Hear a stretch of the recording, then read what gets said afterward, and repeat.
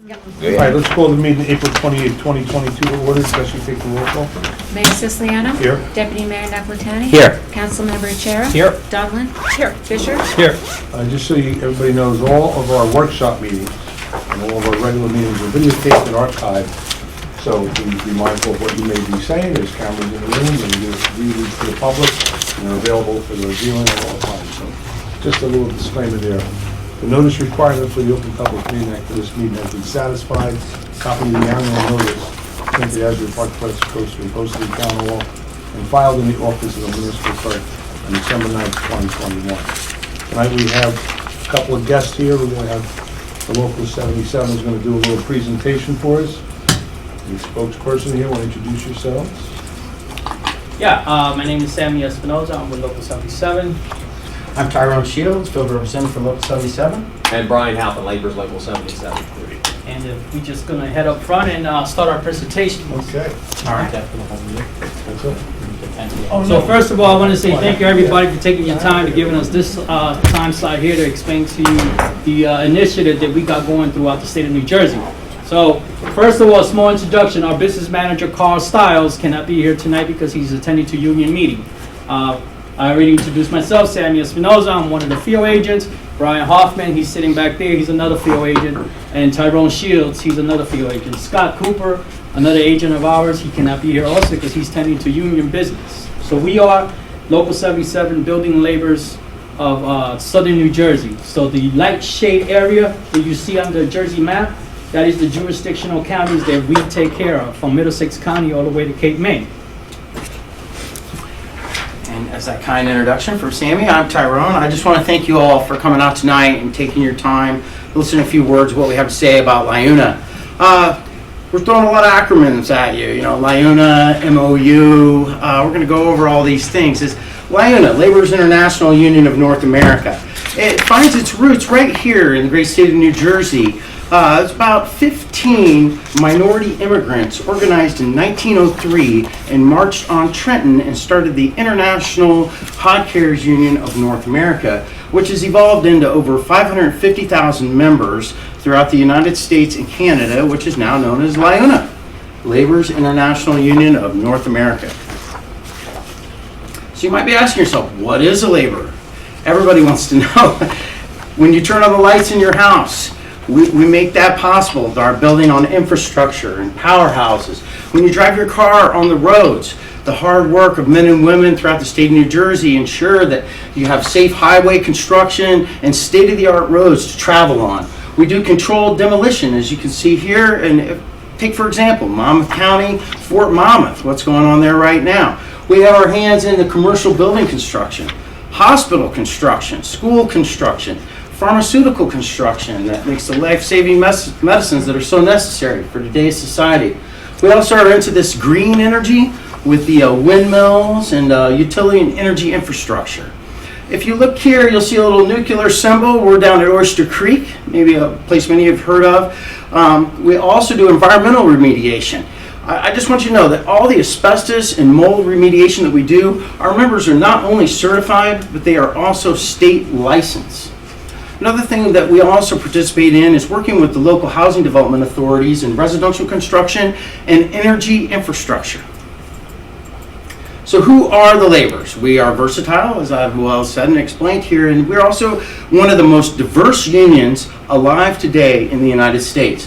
We are trained and skilled, and Sammy will speak on that in just a little bit. But as with a trained and skilled workforce, that leads to a productive workforce, and it's critical to a project's success. All of these actions play a part in completing projects on time and under budget. Here we have a map of Monmouth County, and go Ocean Township, go Monmouth County. As we can see here, you have over 1,000 members of LIUNA living in your communities. They are not only your friends, they're your neighbors, they go to your churches, their kids go to your schools. They're people and residents in your communities. Right here, you can see a picture of this gentleman here in the yellow sweatshirt. He is on the largest school construction in the state of New Jersey right now. That's at the future home of the Perth Amboy High School. When it is complete, it will be the largest high school in the state of New Jersey. He's doing the hod carrying here. They call it mason tending these days. But as you can see, he put the block up there, set the scaffold, did the safety rails, everything, makes everything necessary for the trades to do their job. So let's focus in on these acronyms and make it a little bit simpler so everybody can understand. An MOU. An MOU is a short form agreement between labor's local union and the municipality. It's a way the municipality can get local hire employees on a project by project basis only as needed. And let me just emphasize that, just as needed. What happens is the municipality seeks to occasionally hire skilled building laborers to perform infrastructure maintenance, repairs, and modernizations on temporary project-specific basis. So let's just give an example. You've got leaves piling up in your community or township, you've got trees down, you got all this, and you want to have a parade at the same time. But the DPW staff is a little undershort, and we don't want to hire on a whole bunch of new employees. We want to keep costs low, the annual costs low. So hey, you sign an MOU, you get the laborers to come in for a couple days, and problem is solved. And let me reiterate this again. There is no obligation to ever use this MOU once it's signed, but like the workforce you can access through LIUNA, will be there when you need it. Municipalities with active memorandum of understanding. So this is happening right now. Woodbridge Township and Hamilton Township have already signed an MOU and currently have laborers working hand in hand with the DPW as a temporary support staff. Other townships that have signed are Long Branch, Camden, East Orange, Elizabeth, Jersey City, and Lodi. And just, I know I said it a couple times, but an MOU doesn't replace the DPW staff. It's a support team. So we perform work that DPW can't get to, and we are a supplemental workforce. And with that, thank you. And Sammy's going to talk to you a little bit about local hire and apprenticeships. All right, thank you, Tyrone. So the opportunity for local hire preference in the apprenticeship program. So basically what it is that LIUNA is committed to working with throughout New Jersey with municipalities to foster the hiring of local residents on local jobs. So those are some key words. Remember those words. Local residents on local projects. Our business manager, Carl Stiles, he is working with state courts throughout New Jersey to establish a re-entry program for men and women who are previously incarcerated and are coming home, to give them an opportunity on a career path in the construction industry. In some instances, we also offer the local residents an opportunity to join LIUNA, to become members of our organization, and put them into a career path in the construction industry. Okay, we have some training centers. We have 3 training centers, one in Folsom, one in Aberdeen, and one in Jamesburg. All of our training instructors are ANSI certified. ANSI stands for the American National Standards Institute. So our first priority of LIUNA is that we teach all of our members safety first on the project and on anything they have to do on the construction job. Diversity, like Tyrone talked about earlier, we are the very diverse organization. We have 550 members throughout the nation and into Canada. Here in New Jersey alone, 51% of our LIUNA New Jersey members belong to a racial or ethnic minority group. Okay, we are, LIUNA is one of the most effective representing unions, and we are made up of military veterans, women, Hispanic members, and black members. We set and protect the work standards are the most important thing to us. So we make sure that everybody knows that in the construction industry, workers are exploited or mistreated. So LIUNA makes sure that workers protect and level the playing field for honest employers, so they don't be in disadvantage of any kind of projects. So together with LIUNA and the community, meaning the mayor and the councilman of the township, we will create access to health care for those local residents. We will create for them to have a secure retirement plan. We will create for they could have an equal play for equal work, fairness in the workplace. The local hire has the local impact. So basically how the local hire works with the township is the manager will come in, sit down with the mayor, with the council and the developer, and we will discuss of a way how to establish an apprenticeship program where we could get your local residents on those local projects and make sure that your local residents will be working on those projects. Once those projects are completed, that doesn't mean that their career is over. They're a member of LIUNA. Once it's done, they'll come back to us and we will place them on the next project, whether it be here in Ocean Township, Long Branch, Ocean County, or any of the 11 counties that we are in charge of. They will always have a job. And you as the municipality, you have the flexibility of using the MOU how you see fit to your town. And thank you for your time. And then if we have any questions, Great, thank you. you're here. Anybody have any questions or understand what the presentation is about?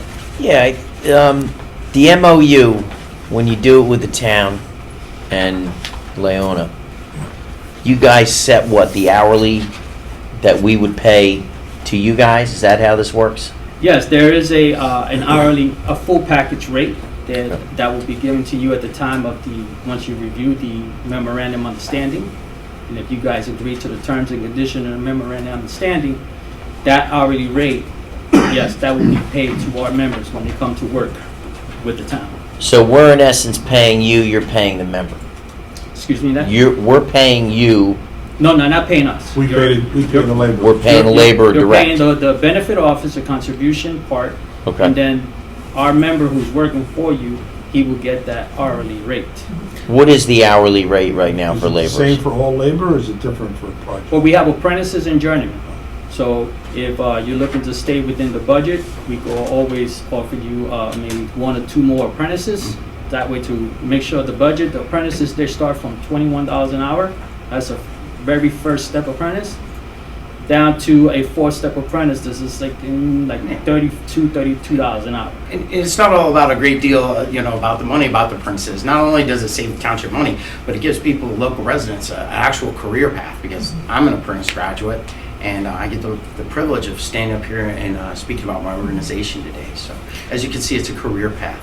So you said there's no obligation when you sign a MOU, but what's the agreement then? When you sign it, there is no obligation that you have to use it. Mm-hmm. It only, like Tyrone spoke about, it's only on a need-to-need basis. Let's say a severe storm comes by. Snowstorm, right, we get stuck. And you have either snowstorm and you have a bad summer storm and trees and stuff gets knocked down. Now your staff is tied up on doing other stuff and you're shorthanded on getting some of that stuff cleaned up. Well, then you give us a call, we'll provide you the manpower you need. You need 5, 10 personnel to come in and work with the DWP. We'll help you with that. You need them for one day? That's fine. Yeah. Or even getting caught up on the summer work such as the parks. Yeah, that to clean up Yeah. some of the You wanna stuff. have a Garbage parade pickup and in the clean summer up, that like- expands. Like perfect example is in Hamilton Township. They signed an MOU. They called us because they couldn't get to do some recreational cleanup, or maybe there was a site that was an eyesore to the town, and then their staff couldn't get to it because they're caught up with something else.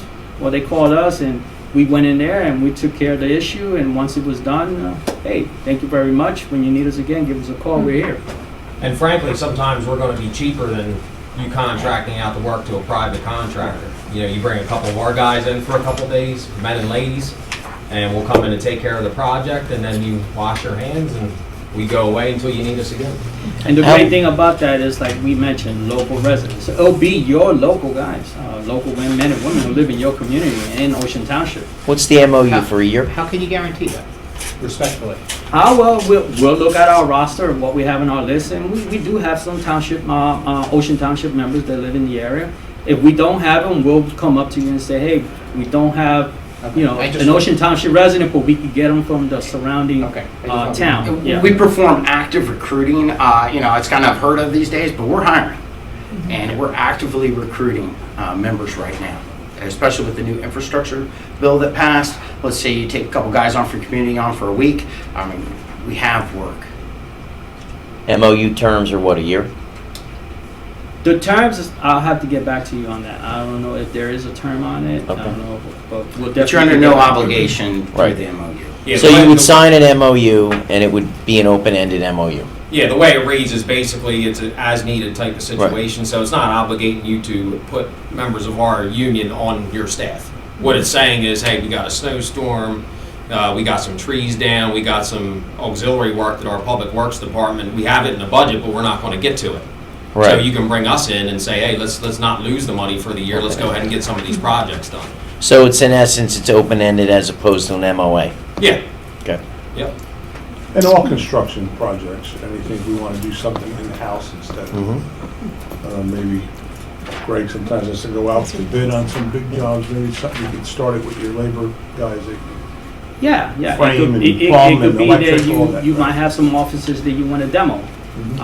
And, you know, it's in your budget to use a couple of guys instead of going out subcontracting a subcontractor to come in and take most of your budget to do that job.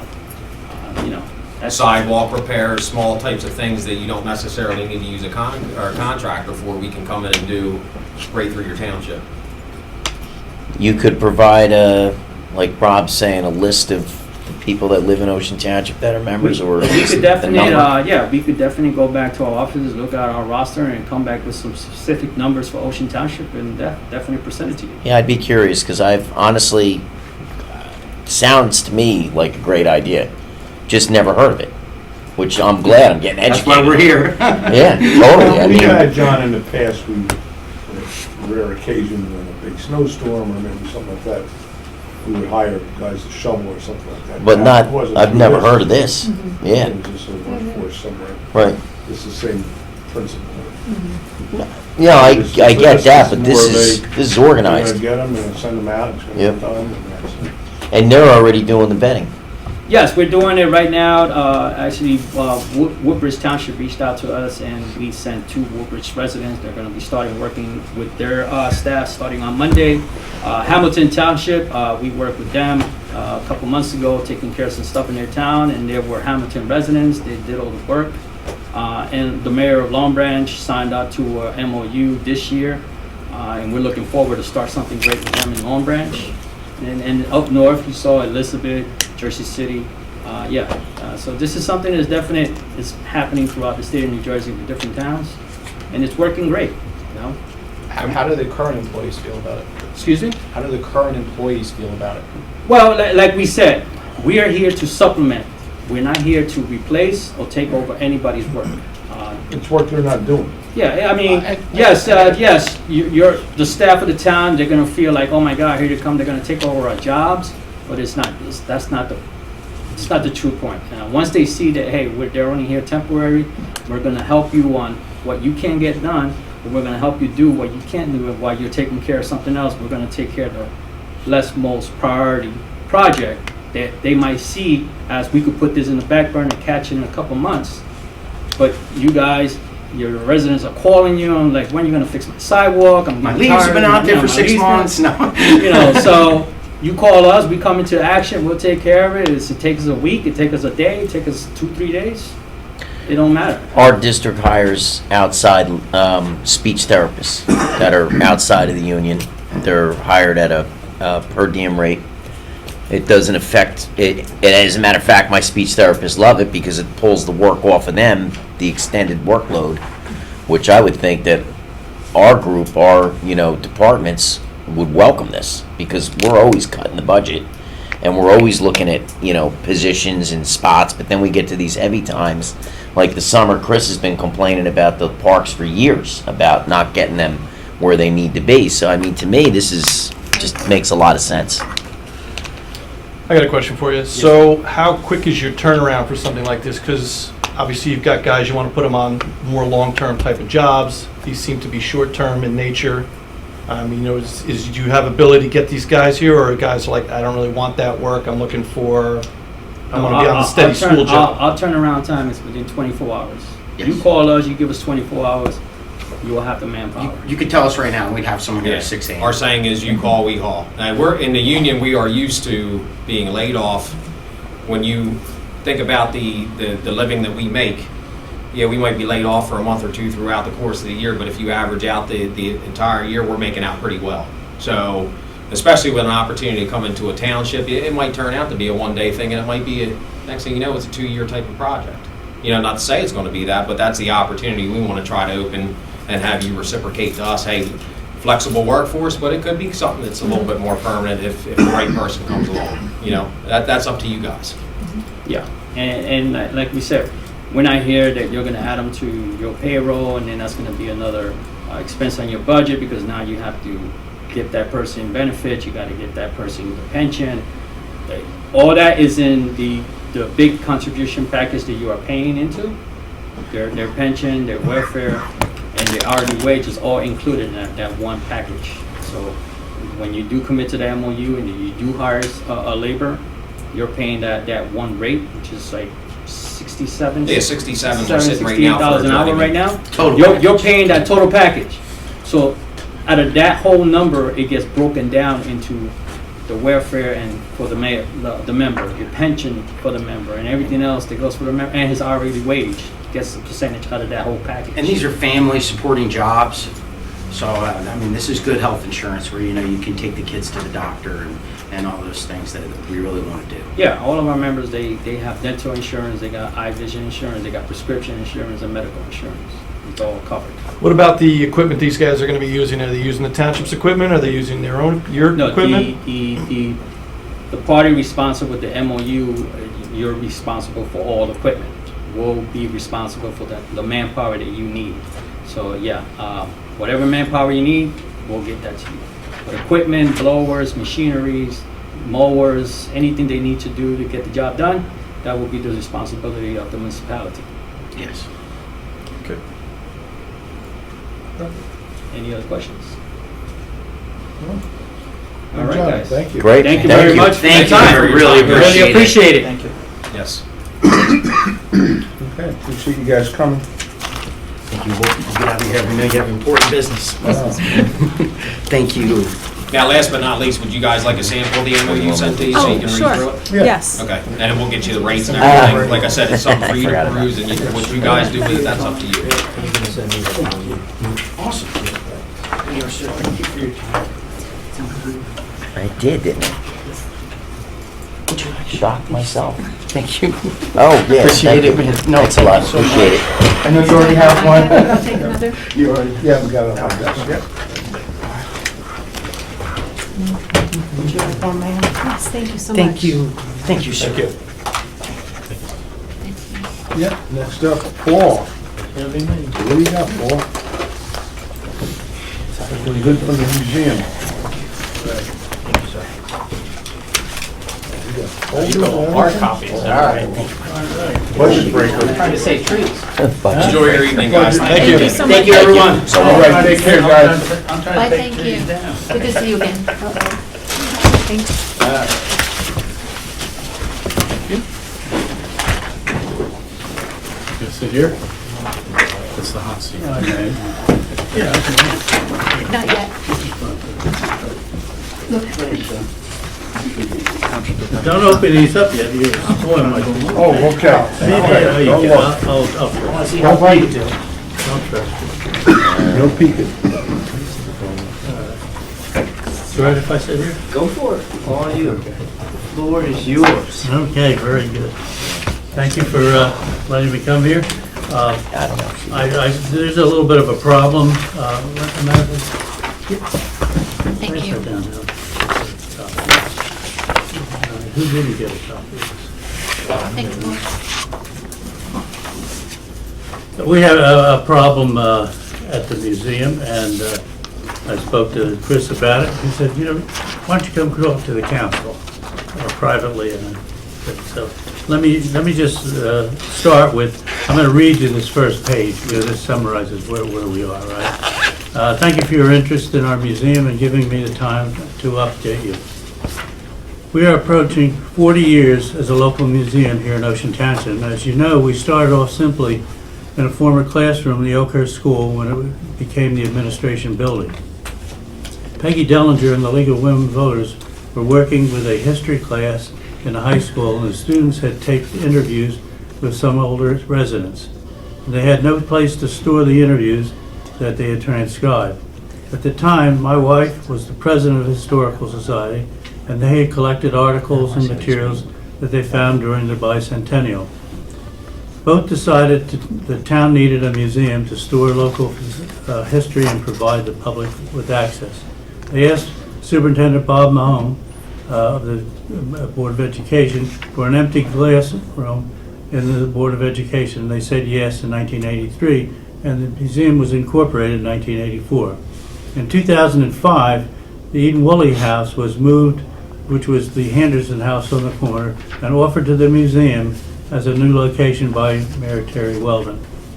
The museum raised $778,000 with funding, raising, and grants of $200,000 in volunteer manpower to complete the job, and we opened in public in 2009.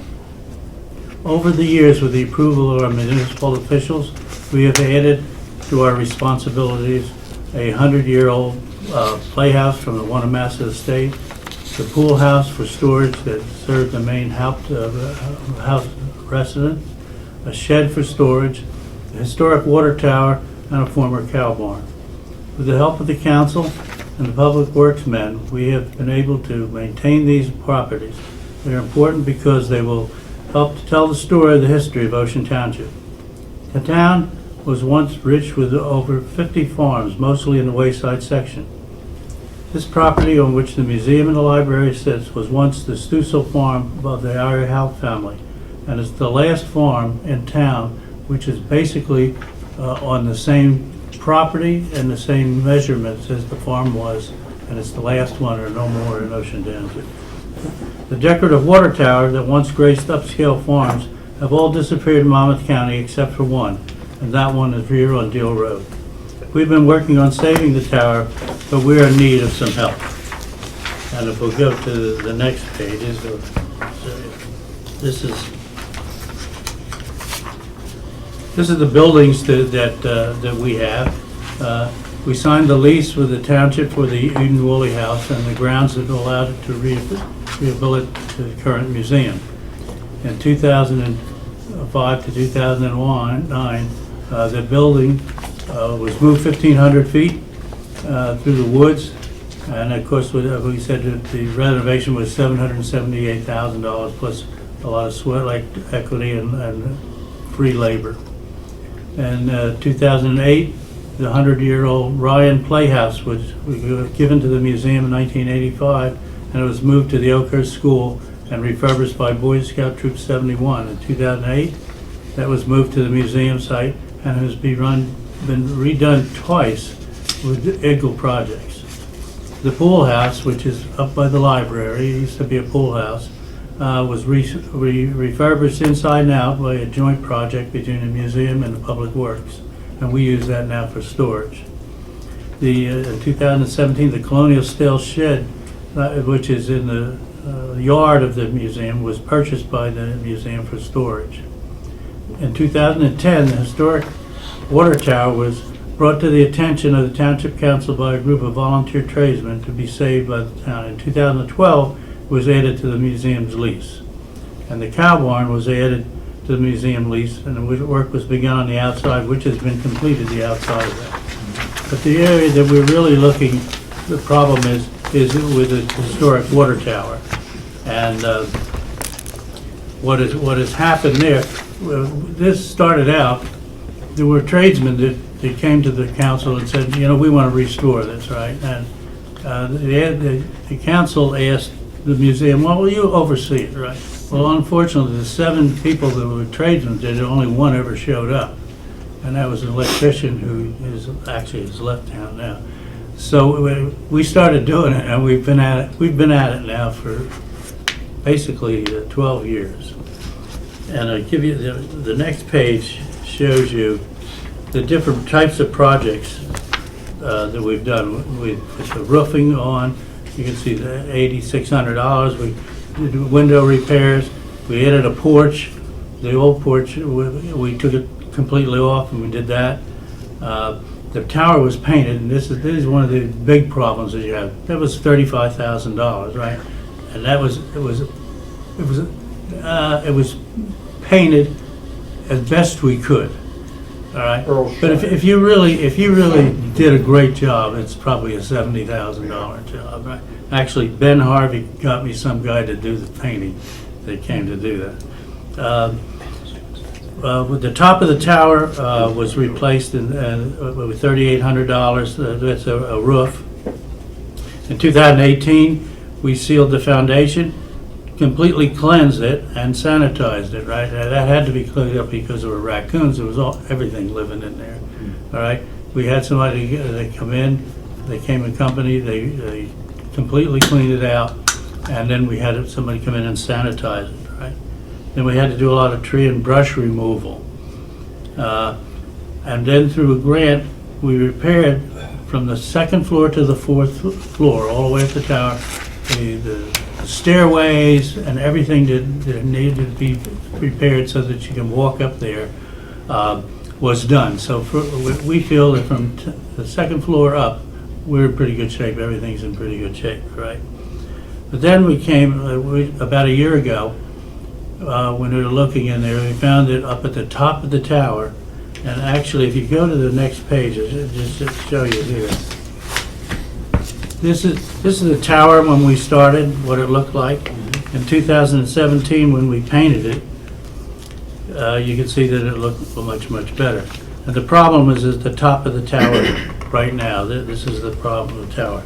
The beams underneath there have rotted, all right, and it's structurally unsound for the top part of the tower. And it's leaning, it's pretty much off, right? We went and we got, went to KSI, which is a structural engineering firm. We have the drawings, and we need to get those repaired. It's a two-phase, right? The first part was called the shoring and stabilization, right? And we have, that was a grant. We did, part of it was the county, and then the township would pay for the part. This $23,896. That shoring is being done right now today. It'll be probably the next, by Wednesday or Thursday next week, that part will be done. But the big part is the permanent repair up at the top. And that's the one that could be up to $50,000. And so, but we're saying here that we have spent on the tower alone $117,000, of which $62,000 has been from grants between the county, the 1772 Foundation, and all other kinds of things. So that's what we've been able to do. So that's what we really have done. And let me get this picture out of Why are you here? it. Okay. That's the clincher. That's why are we here? There we go. I knew we'd get to that. Yeah, okay. Here comes the close. Well, let's just say, it's always been, 50,000, it's always, right well, there, man. it's always been said that our town, that we have no Main Street, but the town was preserved over 250 acres of open space between the library complex and Palea Park. And the very heart of our town, the festivals, concerts, ballrooms, art shows, history, and celebrations. This has now become the cultural center of Ocean Township, really, with the library, the museum, human services, which a lot of people in town don't even know about human services, which is amazing, because we have a great one. The town owns the land and the buildings on this town center, but the Historical Museum leases 5 that we use. Public Works staff has taken care of our heating and air conditioning, which you do. You take care of the heating and air conditioning in our buildings, and the lawns, and we've renovated and maintained the rest of the buildings. Our problem is the 100-year-old historic water tower, last remaining one in Monmouth County. Been working on this for 12 years and spent over $120,000 for restoration. Structural problem discovered this year, and we brought it in a structural engineer, which I already had told you about. We paid for the plans. The plans are $6,000 for the 2 different phases, and they've been paid for. And so the spirit of this important part of our community that encompasses the past, the present, and the future, we think the preservation of this remnant, the last farm in town, needs to go in over your capital repair projects as you do for other township buildings. The Mystery Water Tower and Deal Road has been the curiosity of passerbys for over 100 years, and it remains a unique landmark and reminder of the history of the township. People come back here, take wedding pictures and all that stuff. And our purpose of when we get done with it, the tower you'll be able to go into, and you'll be able to look up. We'll have a gallery to the second floor, but we're not going to have anybody go above that. There's a stairway, but we don't need somebody falling down tubes there. But you'll be able to come in, we're taking the floor out of the second floor, and you'll be able to look to the top. And the beauty of it is the structure, because this is a 100-year-old building. There were no power saws or anything in those days. That was all hand done, and they're a magnificent structure. Yeah. And then the house part of it, which we will be renovating too, will become a really large room, which we can have displays, we could have speakers, the town could use it, everybody could use it. So we feel that it's really worth being able to preserve it, but we're stuck right now at the end of 12 years because we can't really spend $50,000 and raise that money. Right. And when we go for grants, most of the grants that we're getting, because we qualify, our budget is under $100,000. Now, there's another level of historic reservation, which is above $100,000, but we don't qualify for that because we're not in there. And then there's big money there, but we don't qualify. I'm wondering if maybe the town does qualify under that, so they might be able to do Worth that. looking into with our grant writers. Or can you pair it with another project and similar, and then qualify for, into something else? Well, it's on park property, Township property, but it's a land lease, right? Yeah, we pay $1 a year. But we can look into that, there might be some options. I know sometimes it gets a little difficult when you have green acres, but then you have a lease involved, like we do with the tennis center or Yeah, well, others. There's some and the purpose of prohibitions there. the purpose of what I'm trying to you own all the buildings, right? They own the buildings, right? And for the large things like if you had to paint that thing, all right, or if you had to put the air conditioning in the wind, right? Those are the things that you cover in all the buildings, and actually you do cover that in the museum. But we're able to handle that. I mean, we can handle the museum and the other buildings because it costs. You need help jumpstarting this one. Well, yeah, well, we need to do that because I think it's your building, and I think you need to say, hey, when you do big repair projects, it needs to be put into that so that we can, but until we can do that, we really can't move forward on that building. All right. So That's we'll- our purpose. We'll look into every avenue as far as that goes, grants, what we can do, even budgetary-wise, probably for next year, because this year's budget's already been presented. And then also, you can always find private donors that are willing to help. That's So I'll right. have to rethink how I can, beat the bushes on those folks and see what we can do. We've had good cooperation from Paramount. Yeah. Unfortunately, nothing seems to be going. I don't want to go ask him Yeah. anymore. But Maurice is a nice guy, but. Yeah, I can talk to So him. here I'm back again. I can talk to him and the other new neighbor you're gonna have in the residential part too. Okay, See if there's anything they're willing to do, more. okay. So that's where we stand. Okay, That's what I need Paul. to do. Okay. Thank you. Great presentation. Thanks, Paul. Randy, you been in there? You good? John, you been in there? I'm there, Yeah. Can we, Schlossberg, you we're gonna there. schedule some time? I mean, I Sure. see it from the outside. yeah. I'd Yeah, love to see come on the in. inside. Looked up, Yeah. You looked up it? you can get to the second floor. No, the second floor, I mean, there's a ladder, basically, it's like climbing a hayloft. Well, we'll have a stairway to go. There used to be, there was in a closet was a, The old staircase.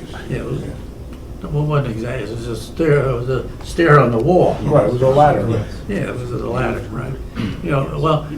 Years ago, when Chief Izell was the police chief here, he lived there. Yeah, with his horse. Yeah, in the barn, he had his horse in Pearl Harbor.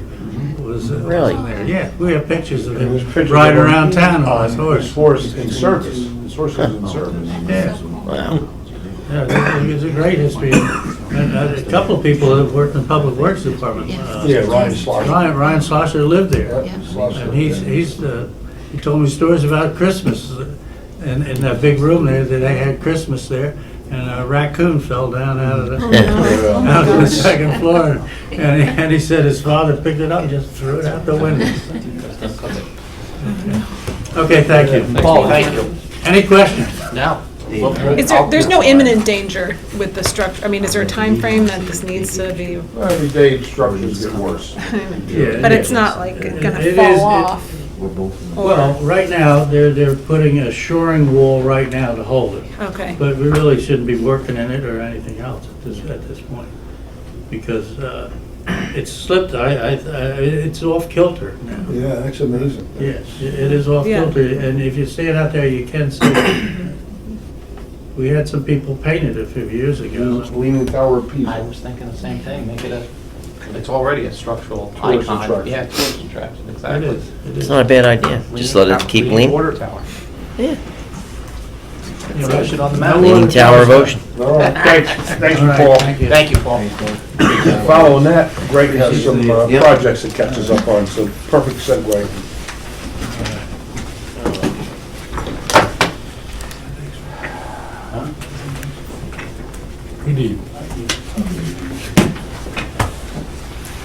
Rob's got his laptop open, get ready. Go. Giddy up. And I didn't get a chance to meet him. Dave this week, so he's in trouble. My list is very short. First item was the sidewalk on Wickapeco. We talked about I'm having difficulty getting hold of the homeowner. Oh, yeah, So, of course. and I'm just gonna knock on the door Yeah. and just, send my inspector there kind of on a daily basis till we get a hold of him and talk to him. Because that's the only thing holding that up. I mean, because the other things are you replant behind the curb, the sidewalk line. Yeah, that's what I'm gonna offer him, is that we have to trim these down, and you don't like them, we'll just plant further inside of your property line, we'll put new ones, we'll get them out of the Shade Tree Commission funding and plant new ones. But I think that would be a nice added feature for the kids there. Yeah. The next thing is the speed bumps. I'm awaiting funding from Ricky. I sent him a letter a month ago saying, just to make sure there's funding, because a couple things that I actually went and did, and he didn't realize that we already had approval and he didn't know where it was. So he kind of said, how are we paying for this? So for the speed bumps, I'm asking him to make sure there's funding available. Total cost for the three of them is about $18,000 installed, $6,000 a piece. Really? Yeah, they're pretty hefty. Go 30 feet across the road and they're about 15 feet wide. They bolt down. So once he gives me that, we'll go out to quotes and get those. So there's about 3 or 4 locations, I mean, the Lake Street, of course, that's a cutoff from Monmouth Road. Right, we picked 3. One was Lake. Lake, Laird, you take, We had Lake Avenue, we had Park Boulevard, and Bibler. Those are the first 3. one more, if you can, if there's room for it, Appleby. Appleby. Okay, the thing is, remember we talked last time I was here about Bibler. I can't get a hold of Bob Rose, he will not call me back about remember when we had the meeting with them? Yeah, well, I got an email from them recently, and the problem is, I mean, they want, in that little community, what we want to put throughout the whole town, volume-wise, you follow me? Right. They want like speed bumps on every street, they want those electronic signs on several streets, like, we barely put them. I think when we had the meeting with the county, there was several people in the Bibler area that do not want a speed bump. So that's They why I do think want the he's- one-way out, though. Right, Not yeah, in the yeah, they want to make everything one way. Yeah, one-way out, though, not Right, in. right. They When want we're to come gonna, off Asbury Avenue, they Right. want to be able to hit Asbury Avenue. and the county has agreed to do that, they're gonna put 2 no left turn lanes in. So I think that's why a lot of them don't want to get tied into the speed bump, because if we get rid of the traffic, they don't need a speed bump, and once we put it there, It's a problem for them, not But anyway, anyone the else. four streets we mentioned, well, that's what I was gonna say, is if they don't get back to me on Bimler, we'll just take the one off on Bimler and we'll Go put it to in Appleby. Yeah, so we can do that. Not a lair? well, we talked about it later. Well, Lair, the only reason. I don't like it on a layer. Just from an engineering point of view, I didn't like it on Lair, because the Lair is newly paved. And these things tear You did say pavement. that. All right. Because of the number of bolts that go in the ground, and we take them up in the wintertime. Yep. So that's why we kind of targeted roads that were gonna be I think paved. the in the layer next would 5 do years. well with an electronic sign down the road or something. Yeah. Those things seem to work. I always read them wherever I go, anywhere, any town, our It town. makes you conscious of what's going Yeah, on. you're conscious, oh, shoot, look, it's flashing at 33, all right. Yeah, you definitely take your foot. A off. Lair's problem is you have to accelerate for coming east, coming around the jug handle or the turn, or the slip, whatever you want to call it, to ensure that you're gonna get your place across the highway and onto a Lair. So it was, oh, they're going so fast. They are, they're accelerated. You got the car revved up to 35 to get across the street. Takes Well- time to decelerate. You don't want to hit a bump Yeah. at that speed because you'll wreck your car. What, any thoughts on, and I noticed it in various places, the painted lines on the street? To narrow the width of the road. Yeah, like no, not to not, Oh, like you arrows. just like the Chevron type style, like the sergeant Yes. chevrons? Yes. Yeah, They do and don't work. The problem that I have with them is if you put enough of them in to make a difference, they're very slippery in the rain. So people try to stop on, it's like a painted surface then, and it's just very slippery. So it's kind of, they work for a while, but I think one of the things we're kind of looking at now is it's almost like sign pollution. We're getting a lot of regulated, pollution on. Drivers have so many things they have to watch for, all these new little signals, how fast you're going, you can't park here, you can't turn here, and all this. I think we gotta be wary of that too. You don't want too many things on the road because they'll just ignore all of it. It's true. You need an artist to paint a big fake pothole in the middle. Wile E. Coyote. One of those 3D things, man. Whoa. All right, so I will look at Appleby. Yeah. And once I'm gonna confirm with Bob Rose, we're not putting on Bidler. But So also, it's funny because, it's not funny, just lowered the speed limit on Park the other day. yeah, And then Friday night at 11:15, somebody slammed into the back of a car over in front of Spruce. wow. Parked car. Parked car. Took off, and then the next morning turned himself into the police. Well, we know Was he gonna do it that night? Yeah, we know why he did that. Right. I mean, accordion style. Wow. Oh, no. And he actually drove away from that. Oh, yeah. Wow. It was a Honda, the car, so the whole back got right to the windshield, not windshield, but to the back window. It was a parked car. What was Yeah, it? parked car, and it hit all three in front. Jesus Christ. He must have been going pretty fast. But the first car was, the whole back was crushed. Wow. Scary. Yeah. It's amazing if he drove away from the little walkway. Thanked me for the sign, they said, but unfortunately, it's still happening Yeah. anyway. And that's one of the problems, not to digress a little, but one of our biggest problems on Park Avenue is gonna be the day we pave it. Because right now you have, there's serious utilities work that has been done there and it's not an even surfaces. There's a few pothole areas and the pavement's starting to fail in a couple places. Once that surface is good from one end to the other, and it's so wide, it's gonna be tough maintaining the speed on it. Yeah. It's just, that's what we deal with every time we repave a road. Like, I'm surprised we're not hearing about Roller Road because that's a classic case with all the potholes that used to be there. It's smooth now. Yeah, now they can fly. It's the Autobahn now. Yeah, that's right. So we should probably Fast leave way. the potholes. Well, Just leave them. or get the artist like the mayor says. Get the fake one. All right, the next one is the walking trail at Facto JPP. speed. We agreed we're gonna do that one long stretch on the north side of the park. Yeah. It's about $130,000, but I'm waiting for Ricky just to confirm the funding is there. Okay. Because I didn't know where the funding was coming with the other open space for, so I just want him to make sure that he knows that I need that money. And the same thing with the sediment testing, that's all lined up, it's been lined up for months. I just can't give him a bill, and he's gonna say who authorized this, so I'm waiting for him to give me authorization on that. The next thing is the Altis cabinets. They are gonna be putting on the sleeves, Green sleeves? the forest green sleeves, match the color we have in the park. Yeah. Where's this at? I'm sorry, Greg. All those All the 5G Altis cabinets. cabinets. I Oh, used to got it, have the yeah. green sleeves on those. Can Yeah, we they- put those on the park too, at Joe We Palea? have them on We there. have them on there. Not, The green you sleeves? just put them on? No, they've been on there. We put them on last year. when we- No, hold on, the new park, the new playground, the new Oh. fitness equipment, let me get it right. The fitness equipment, I didn't put those in. I got you, but if you're buying them, I'm just saying. No, I'm not. Altis is buying their own. Oh, got it, Yeah, okay. but I'll talk to Mark about getting coverage for those. Okay, Yeah, I know it was we on can our cover list, them. but, so I was trying to piggyback. Okay, No, but Altis is putting these on for Great. us, and they're gonna put plants in a couple of weeks. They're gonna Nice. wait. Everybody's kind of waiting as weather keeps going up and down, so nobody wants to Hasn't plant got anything, it's just spring gonna yet. die. It's crazy. Yeah, so that'll be the next couple of weeks with the sleeves over the bollards. The contractor is scheduled to pave BJ Jug Handle next week. Unless Next it week. gets, unless we get down to 35 degrees again, I'm not gonna, but that should be sometime next week. Getting there. Yeah, I think we'll be paved during the day, so don't go to BJ's during the day. Okay. Yeah. We should be so lucky. And then the last thing I have is the 21 road program is actually going to be advertised next week and receive the bids in the end of May and be on for the June meeting for an award. Okay. So we're moving along. And we'll get going on the 22 program once the budget's finally done. And the other thing too is just one of the things I want to do in the 22 budget, and a couple people are starting to kind of complain about it a little bit, and we also talked about putting the crosswalks on Poplar. That's going to be our transportation trust fund application this year. We'll go for half of Poplar. So we might have to get Vin involved maybe to get a little higher share, because it's my understanding from past dealing with like Bill McMahon, he said that was actually the DOT jug handle between the two parkway. Yeah, at entrances. one time, that was. So that's the road. some state responsibility there.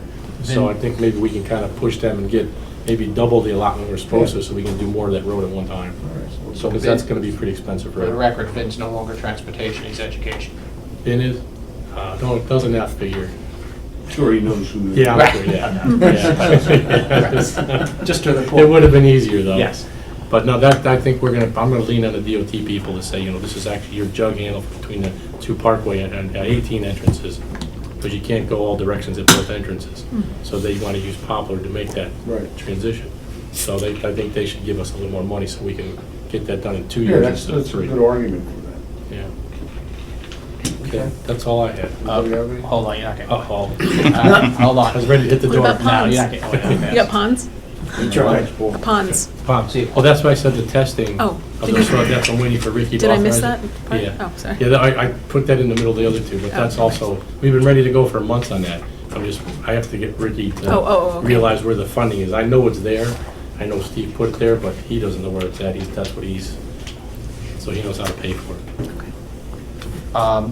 Patching on Roosevelt, Monmouth to Norwood. Patch Andrews, we've been after the water company to patch that. That is gonna be also in our 22 road program. It's just, I don't know how much we'll be able to do. I'm gonna have to balance it. I don't think we're gonna be able to do all of Roosevelt with the funding we have, because I don't think we wanna sink all our eggs in that basket. But we'll probably get at least a third of it to maybe half of it done, because there's a lot of sidewalk and curb over there. It's really a problem. How's the bike lane on Roller and Rose? Roller, that's good. I mean, I'm just waiting for the county to give me the authorization letter to go ahead and paint that. No, Roller and Rose. Roller and Rose. Oh, that we're gonna, that's in the 22 road program. 22 program, Yeah. okay. And the answer on Monmouth, I assume that was the answer to the Yes. different question? We're just waiting for the letter of authorization, then I'll get that painted up.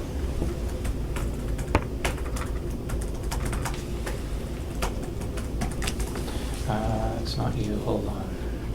Joe Candle, you told me 5G, we did. Woodcopeca sidewalks, you told me. Soil testing, crosswalk, well pond, shadow lawn. Well pond and shadow lawn crosswalk? That was made too? He's coming back into town, he started with the jug handle because we wanted that done first, and then he'll move over to do those crossings. Beautiful. He didn't give me an exact schedule, and I didn't want to pin him down because, like I say, it's gonna be a filler day for him. Right. When he has a half a day to do something else, he'll do that other half. Got it. But it's coming fast, it'll probably be done by the end of May.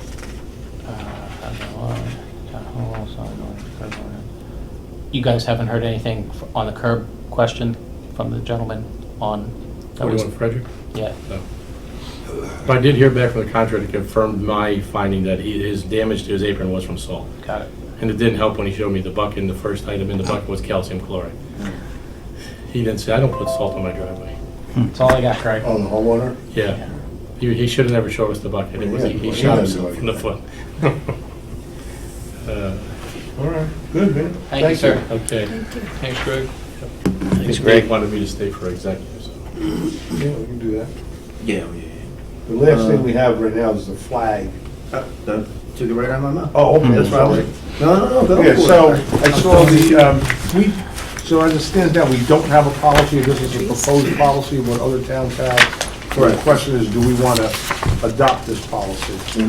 And I'm thinking this, there's, slippery slope by adopting the policy, and then everybody finds out you have a policy. Every month you're going to have a different flag flying for whatever reason, and I think it could become problematic, whereas like once in a blue moon, we'll get a request, or of an extraordinary circumstance like a world war, or in a country being under attack like Ukraine.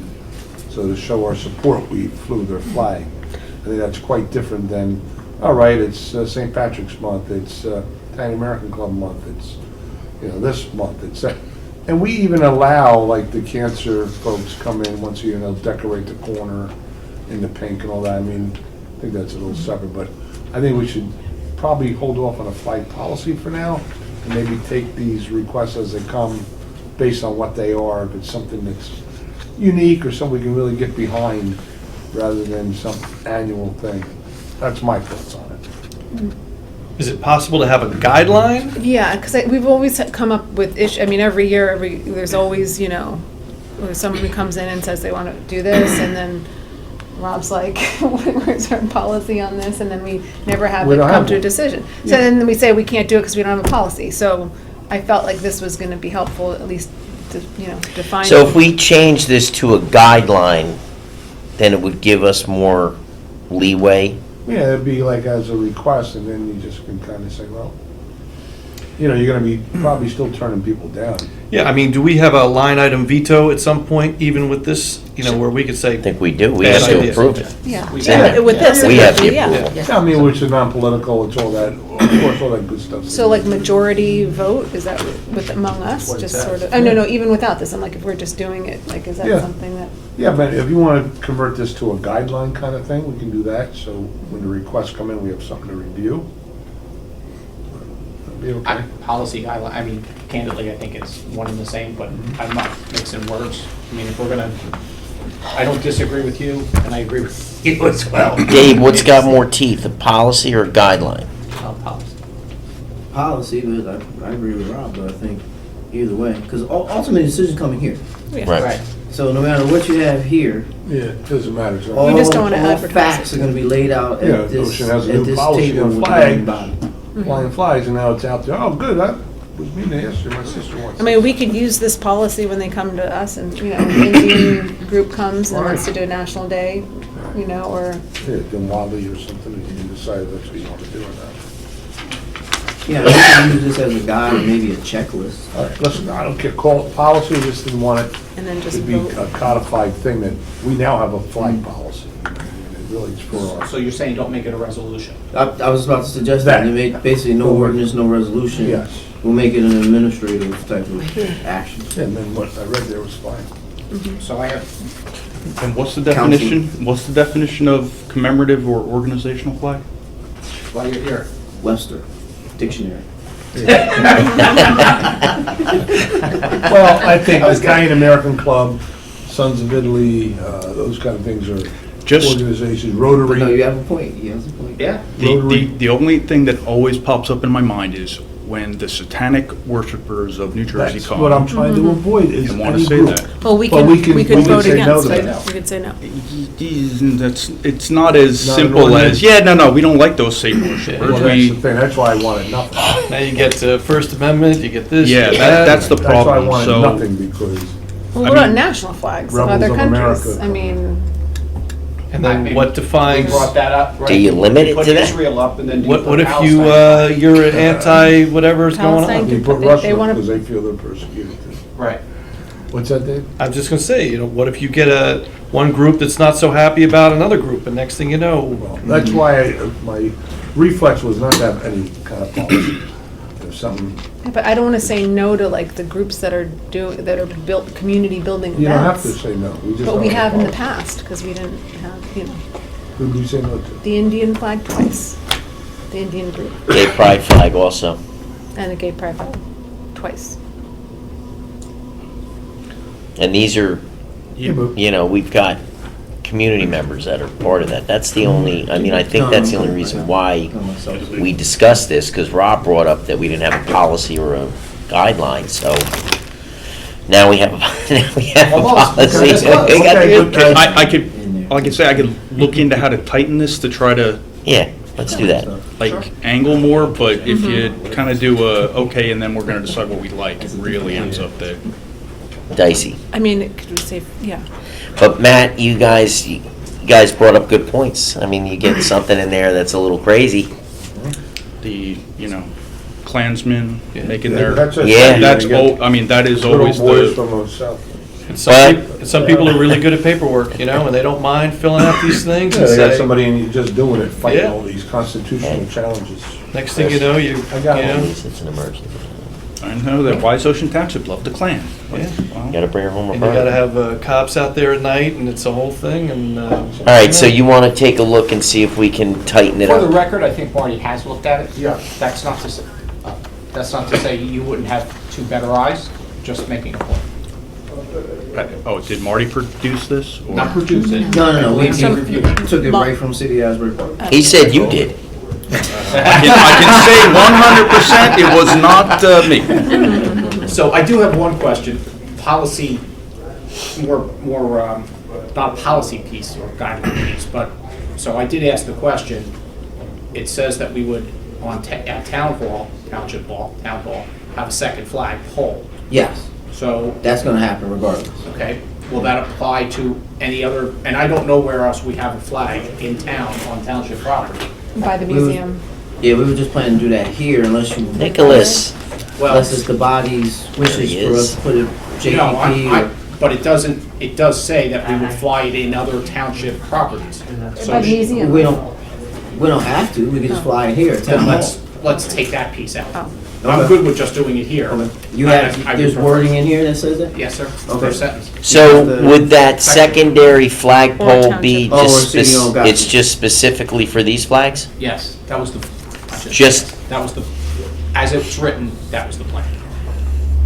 But so we're all confident we're never gonna do anything at JPP or anywhere else? Well, we could, I mean, why couldn't we do it? Like, maybe we could do it instead of here, you know, in front of the library. For, if they want to have a ceremony or something, and the ceremony is makes more sense over in front of the library. I don't know why we Is that the Oh, township's flagpole by Then we need the another library? flagpole. oh, a second flagpole at That's every. my, that's the So we question. own the building. That's my question. Okay. It's not the Monmouth County. I'm not against it, I'm just asking the question, Boy Scouts. just so we're all on the same page. If I may, let's let Matt take his swig at it. You guys, ladies and gentlemen, can think about We'll the other hold piece it of to the flagpole one. next meeting. Good with me. Hey, Jack, how are you doing? Okay, am I allowed to interject some thoughts into the discussion here? Yes.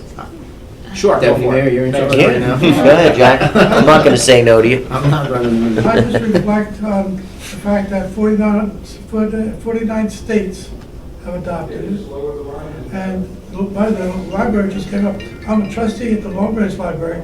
They have it right there on the entranceway, the flag. It's been there for weeks. Which flag, I'm sorry, what are we talking about? Which flag? The- Oh, Yeah, we have a Ukrainian It's flag it's up. out flying right now. We have ours up too. Oh, I haven't seen it. Yeah. Yeah, it's It's right up- here. It's been up for the past month. Yeah, we're discussing overall flag policy. If anybody else wants to, I understand that part, Dave, I can understand your concern. You know, everybody who has some itch to scratch, you don't want to put a scratch flag. So I understand that. Somebody told me there was one somewhere place in town. I just hadn't had a chance to look for it yet. But if you have one here, Yeah. okay, Snap a nice picture. okay. Of course, the Russian delegation is not happy. Okay, anything else? Is that the truth? Do we have anything else for open session, Dave? oh, absolutely. Okay. Really? We have the. Maybe he's part of The that. good old tree ordinance. Okay. Talk about. The other things I had, usually Chris asked me before he closes down the public portion. We're good, we still have time. We're not done We're not anyway. done We gotta go over the three ordinance. Once we're done here, then we'll go. Okay, Okay? we'll always do that time. Yep. Dave, you wanna go into this?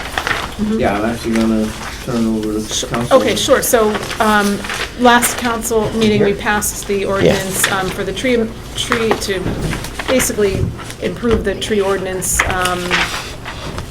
and make it a little stronger and stricter with the goal of encouraging residents, if they're going to take down trees, to replant them on their own property. And to keep track of the trees that are coming down with the idea of the permits. We met on Monday with Gene Armstrong, Boley, Zig Panic, and then also we had Norm Colton and Ken Lutz were at the meeting as well. Tracy and Ron Kirk were there. And we discussed their concerns from the tree companies. There are two main concerns. Boley was concerned about going from 3 trees every 1 year to only allowing 3 trees every 5 years. He wants to keep it exactly the way it is. Gene Armstrong expressed a concern that we're going from a caliper of defining a tree that used to be 9 inches, now we're defining it as 6 inches and above, which is in coordinates with the land use development. So we're not changing the caliper of the tree, but Yeah, but that we did- caliper, that 6 inch was for commercial, wasn't ever for residential. You know what that's 6 inches, what you're drinking. that's not 6 inches. That's not 6 inches. Yeah? No, Yeah? No. Bet you it is. Get a tape measure. definitely not 6 inches. Okay. What's pi, 3.188? Repeating, 3.14159. Okay. So. And then it goes 8-3 after that. So we decided to compromise from going, I mean, it is kind of a jump from going to 3 trees every year to 3 trees every 5 trees, so we went and met in the middle and said 3 trees every 3 years. That's one of the changes we put in here. The other issue that was brought up at the last council meeting was that people are, you know, you're paying $100 for dead and dying trees, for a permit fee, and we decided that was probably not a good idea, so we took that part out. So no permit if your tree is dying. You have to get a permit if your tree is dying, and just but it has to be certified. Because our concern is if you don't get a permit, then you can say, oh, well, my tree was dead and dying, and that's why I didn't need a permit. Who's going to certify it? Tree. Like Our Arborist. our guy or one of the? Boley's gonna certify it for you. Yeah. Our guy, but let me just correct you, Mark, or let me ask if it needs to be corrected. When I talked to Tracy, they just had to present the certification that it was dead, they didn't have to get the permit. Correct. Okay, Yeah. that's what you're saying. So this Okay. one up top, let me just go back, 926, is that where we're at, please? We're up to that one or no? Where are you? 926. Where are you guys at? He's jumping around. I'm at 926. Oh, sorry, I was fine. just going the overhaul. Okay, so, Three over 3 trees. so that one there, it says, upon filing application. Okay, so the first paragraph, this is the other change that we're making, which was suggested by Ken, because the last meeting, they kept saying it was gonna cost $200, and it's not at $200, it's $100 per permit, but if you have 2 trees, then it would cost $200.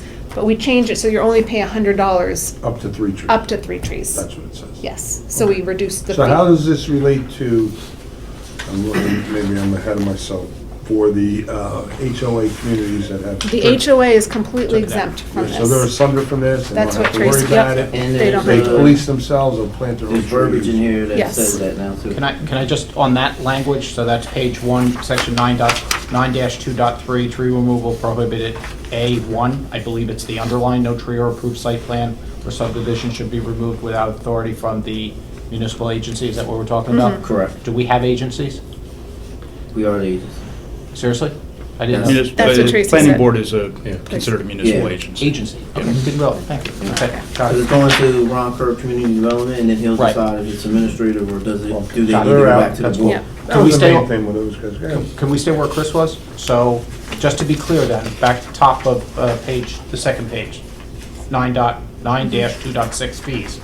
So, if we're only saying they can take 3 trees down every 3 years, then how do you pay for a tree, how do you pay for number 4? When you're taking a deck or pool, that's still in there. So people are still able to take more trees down if they're putting in a deck or a pool. So, let me just be From what I clear. understand, that's in our ordinance now, Yep. and there's times you might put 10 trees down and get a pool.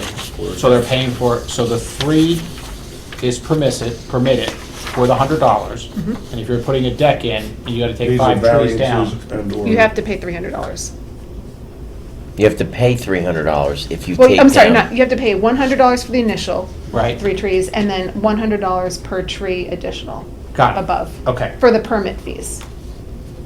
For each additional tree over 3? So John's putting a pool in. I want to make sure, because he might be Right, doing that's why I this, meant- right? Possibly, yeah. How many trees would you Plus, involve? I'm not worried about that, I'm $100 worried per about if tree. I put solar panels up, I have to take 6 out for that. So you'd have to pay So I'm- 100 for the first 3. I'm taking out some green, but I'm doing some You green. do green. Ooh, should be credit for that. I should get credit for that, seriously. I'm serious about it too. No, I mean, It should be green if I'm credit. taking You can trees plant- out in our section of town, in Another Wayside, amendment. I could take 20 trees out and you wouldn't even know it on my property, that's how many trees I have.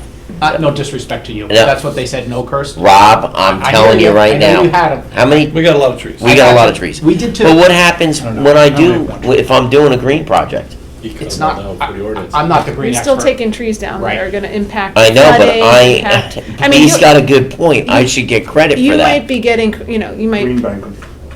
I should get credit, seriously. I mean, there's other issues, like one issue that came up was like, there's the tree of heaven, which is a poison, a tree that, if you're gonna take down that tree, should you be should that count as a tree? You know what I mean? Like, What's 'cause that? The viney it's a species. dangerous, like invasive species that, Yeah, that you know, should be- we that should should probably be be paid paying for. people for taking that Yes, down. we But should then put you that get, you know, in. you get into the weeds with this sort of thing. It's like you make so many exceptions Excessive and this sort of price. thing. It's just There's how a lot many. next to my house. So I just want to know what the answer to that question is. So if he takes out 10 trees, what is the fee for that? The permit fee? The No, whole thing, fee, what's it the gonna whole cost thing. him? So you're gonna pay $100 for the permit. You're gonna pay You're $100 gonna get for the. free for the three, 100. and then you have to pay 100 per. 700. So 7 700 trees, for the permit. Pay for the first three, Rob. And then You're not paying for the first three. that money You're goes. paying $100. That Like, money goes and to our separate tree fee. expert. That's how we're paying our tree expert. Goes In- into the fund. It goes into the. so he's on the hook for 100 for the permit, And it's 700. and then and then 700. So If it's he- 800 total. Right, so for the first 3 trees, doesn't have to do So only to anything. lower the number by But if 7? you want to, What do you if you mean take lower? down more than 3 trees in that time. Lower frame, his price? You either have to replace the tree on your property, He's right. or if you don't want to It replace ain't gonna it, affect him. or you don't have the room to replace it, then you pay into the shade tree fund. So that is where the money will add up, but that's why we're encouraging people to replace their trees. What's the fine if somebody takes a tree down without doing any of this stuff? Oh, big bucks. 2 years into, Is that in here? It's not in this amended one, but the original I one. think the max is like. Or you can plant a tree for tree, is that what it is? Yeah, you can plant a tree $500 per, yeah. Yeah, municipal. Yeah, whatever the municipal max So, is. you know, I think Marty said this too. It's sort of interesting to me, you know, if you've got big bucks, you're like, take them all down. I mean, I hate to say it, but it sounds, Yeah, you you're know, gonna do it just- anyway. I'm gonna, you know, Yeah, you're gonna do it What's- anyway. but there's no more teeth than what the courts allow, right? True. I think you're gonna find that there are no more trees that are larger than the 6-inch diameter for the coniferous and or 10 feet high. Yeah. Every single tree in Ocean Township Okay. will be smaller than that. Yeah. Miraculously under that.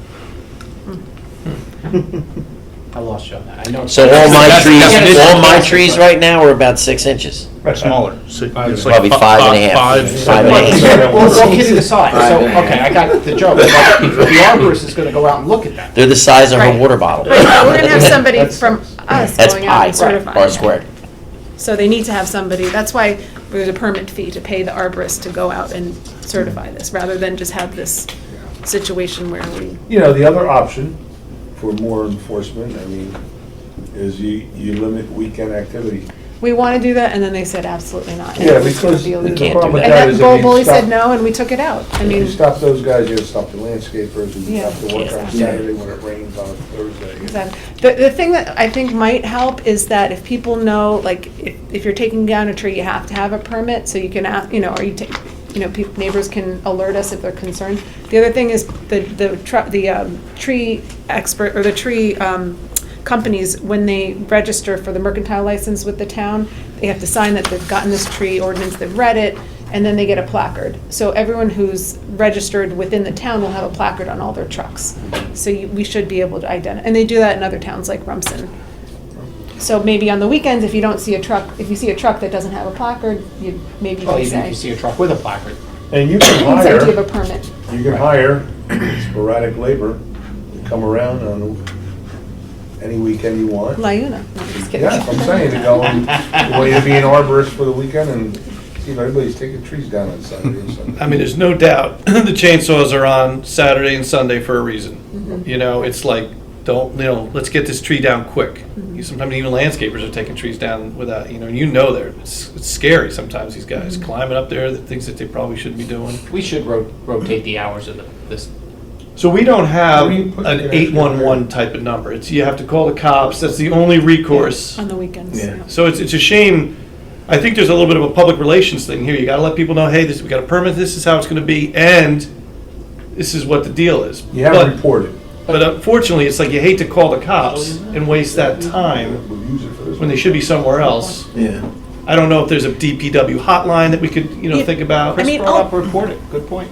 you You know? have the reported app, that if people wanted to use it for that, that's an anonymous app. Yeah. You know, I don't think say, people, my- I think it was. My neighbor's clear cutting his Yeah. trees, Now, where's that Right, go right, to? right, report out. goes to me, and then I can forward it to, goes to me in a meeting, that I forward it to Public Works, Code Enforcement, or Police.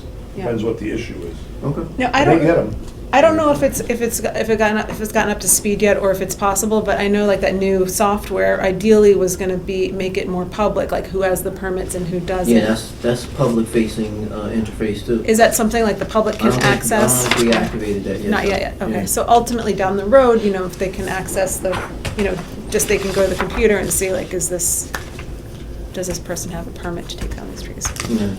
So can I go back to, I like the report. just for the record, I think we've all agreed, there is a permit process today. Right. This isn't new. No, so what we said. Is there a permit process? I just don't think it was regularly Correct. done, Observed. Yes, Enforced either. enforced. Nobody came in and Right. did what they wanted to do. I think it was. There wasn't- definitely a place Now we for, have like, The manpower, there Now we wasn't have the a organization. dedicated tree employee who will be out in the field. Right. We have Vakian as our certified tree experts who will go out in the field based upon that person or that employee's observation or applications thereof that come in. Then we send them out so now there's a whole process and procedure in place. What is the provision for an emergency? Like something, big storm comes ripping through, they're hanging over my roof, what do we do now? Tracy said just make a phone call Yep. and then do it. Like this does not apply to dangerous trees, And dead if the trees. So you gotta Just notify make the a phone township call. though. Notify the township, Yeah. that's it. And if they don't, we come by and You we don't saw have- something, if we, Yeah. we knew it was a storm and it came Yeah. down a storm and the tree company certified that, then it is what it is. Because that's gonna be a big deal. It's like, if that thing's leaning over my roof, the Yeah, last you thing I gotta wanna get do it is. No, emergency Yeah. trees are exempt from this. I'm not, so I'm waiting on a tree expert, No, you don't biting have my to wait. fingers, waiting No. for this thing to come crashing through my roof, If something like Superstorm Sandy, we probably suspend everything. That's what happened. Do what we I gotta think the do. only problem you'll truly have with emergencies like that is not the resident that has, your normal resident. it's Just the everybody guy else. building a house that was gonna take the trees down. And say, hey, the storm came by, hey, the wind just knocked three of these trees down, so now they're emergencies, I'm gonna pay for it. Opportunity. But those knocks. will know. Those we can keep an eye on. But the individual resident, they're usually pretty honest and say, this thing's leaning over my car, I gotta get it down. Yeah. Just let them go ahead and cut it down. Okay. I'm good with it, for the record. Me too. So the problem is the legal question, you just can't go out there tonight and say, okay, we're adopting the ordinance. No, because we have to made an amendment. Introduce it. We have to introduce it. Can we introduce it No, tonight? this should be an introduction. Yeah. That's Okay. introduction. It's on the agenda for Right, introduction. and then we'll have the public hearing, Mhm. the 12th. So my last question, were the tree guys So- amicable? So during the meeting, again, Gene Armstrong's main thing was going from 9 inches to 6 inches to 9 inches. And then Bowley's was he wanted to keep it the way it was. So I don't think he knows that we've gone to 3 every 3. This was after the meeting that we discussed it, and so I don't know if he's aware that we made that compromise. I didn't reach out to him, but I don't know how he's going to feel about it. Hopefully he'll feel that we're making. I mean, an as of effort to last make meeting, you seemed a little angry. Yeah. But, I mean, My if- phone died. Do you want to take? yeah, no, I mean, I guess we're just trying to present the best thing. These guys, this is their living, this is how they make a living. They gotta, they've gotta work within the confines of the rules Yeah, too. listen, they're gonna fight for their livelihood, and Yeah. I don't blame them. Yeah. I would Same too. here. I just wish I I could. 100% get it. Yeah. So, but it's a problem. It's a major problem. All right, so we're good on that. We understand it's a reintroduction and have its public hearing at the May meeting. Just one more quick question. Greg, is this in line with other townships? I mean, is this something that you see in other towns? I mean, Well, actually, all the other towns are kind of like our old ordinance, and all the towns are coming up with new ordinances just Right. like this. And I'll be very It's an honest with issue. you, Little Silver were on the engineer. They were kind of way in front of you on this, and their problem was they never introduced before they mentioned it. So now what's happening is, and it's been happening for the last 6 months, everybody that's doing an addition, they're going out and cutting down all the trees off their lot. And they're being brought in front of the mayor council, why you cutting all the trees down? Because I don't want to have to pay for them when you put an ordinance out. But they're healthy trees, but they don't want to take a chance. So I think you did it the right way. You hit it out there, it's out there, and you adjust accordingly. But yeah, everybody Yeah. is putting tree ordinances. And this is based on other towns like Jackson and Princeton, Bradley Beach. Yeah, There's Canada other had a towns that are a whole little bit of ahead. synopsis on that. And then other towns are now coming and saying, well, no, you guys have this ordinance, we want to do the same thing. Like Yeah. Long Branch and, So it's kind of like Everybody's- a, Yeah. So is this press worthy at this point? I mean, is this something that you can say, hey, Ocean Township's got this, phenomenal new tree ordinance, or I just? wouldn't like, Ocean Township now has all small trees. Oh, lawyers always. Well, of course. You don't need you don't need you don't need a permit if the tree is under 6 inches in diameter. That, you don't know. Nobody's checking, so. You don't need one under. You don't need one under. Under, So, that's if, right. like John's, all his trees are now oh, Five right. and a half. five and a half But inches. the issue is the neighbors are very concerned, like we've had a number of people who are like, what about, they're taking, and so the They did the concerned first one ones on will John. say, like, wait a second, this is not, and then yeah, exactly. No, he's got a pool over there. He wants my trees out. The other neighbor. So, That's the other neighbor. All right. Good stuff. Yeah, no, we understand why we're doing it. Okay, anything else for the? I got last thing is an update on 1515 Logan Road. Okay. So for the last 3 months, we did like a 90-day review of 1515 Logan. And when I say we, it was myself, the chief, IT, Public Works, Recreation, engineer. We had everybody in the room scratching our head on taking a deep dive onto the building, its infrastructure. The HVAC is just non-operational. The boiler needs to be replaced, and the 2 air handlers at the attic of the gymnasium are not operative. We had a cost estimate from the engineer on half of that, which was bathroom, classroom renovations, construct new loop road, repave access park, new HVAC, and some miscellaneous items for $2.2 million. That's not counting all It's half these of new it? items because the grant that the township. 2.2 million in repairs? Yes, and that's only half. That's way north of 400. That's half of the repair, half. The issue is that the grant that the township originally was seeking has just, the person that was managing it, not on our end, but on the, what was the name of that company? It's a direct install program. Direct install Yeah. program, and the company was Hutchinson. The person disappeared, finally got reconnected with Hutchinson, took us over 45 days to reconnect with them. They finally got back to us. It does not look like the grant's gonna cover what we thought it was gonna cover. So we're looking at upwards, with the other HVAC and boilers that need to be put in, we're looking at probably another $2 million on top of what Greg has already estimated. So Mark is concerned, he wrote a letter. We got a letter from the recreation director. Him and the chief are concerned with drop-off and pickup logistics. The chief and I went down there. We're afraid of pedestrian and car traffic there.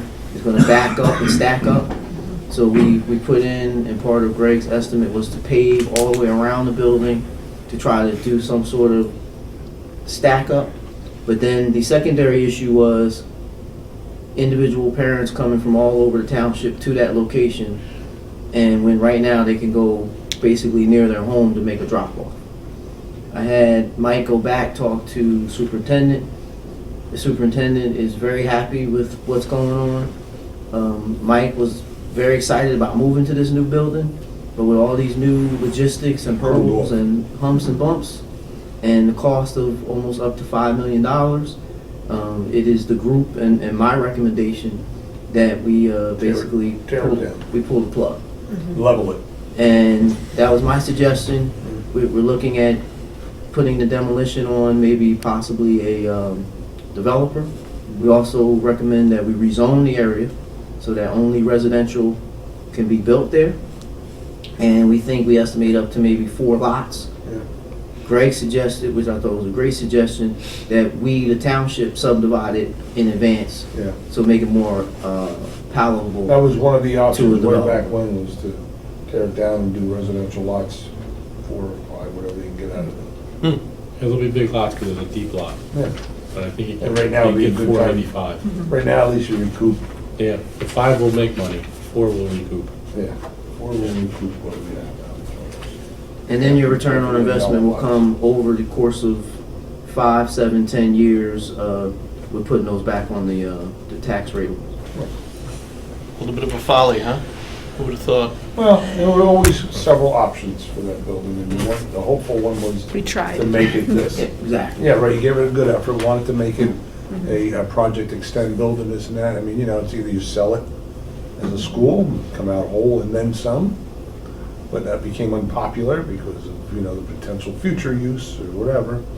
Or, always said in the beginning, if we got under 100 grand, we could have leveled it.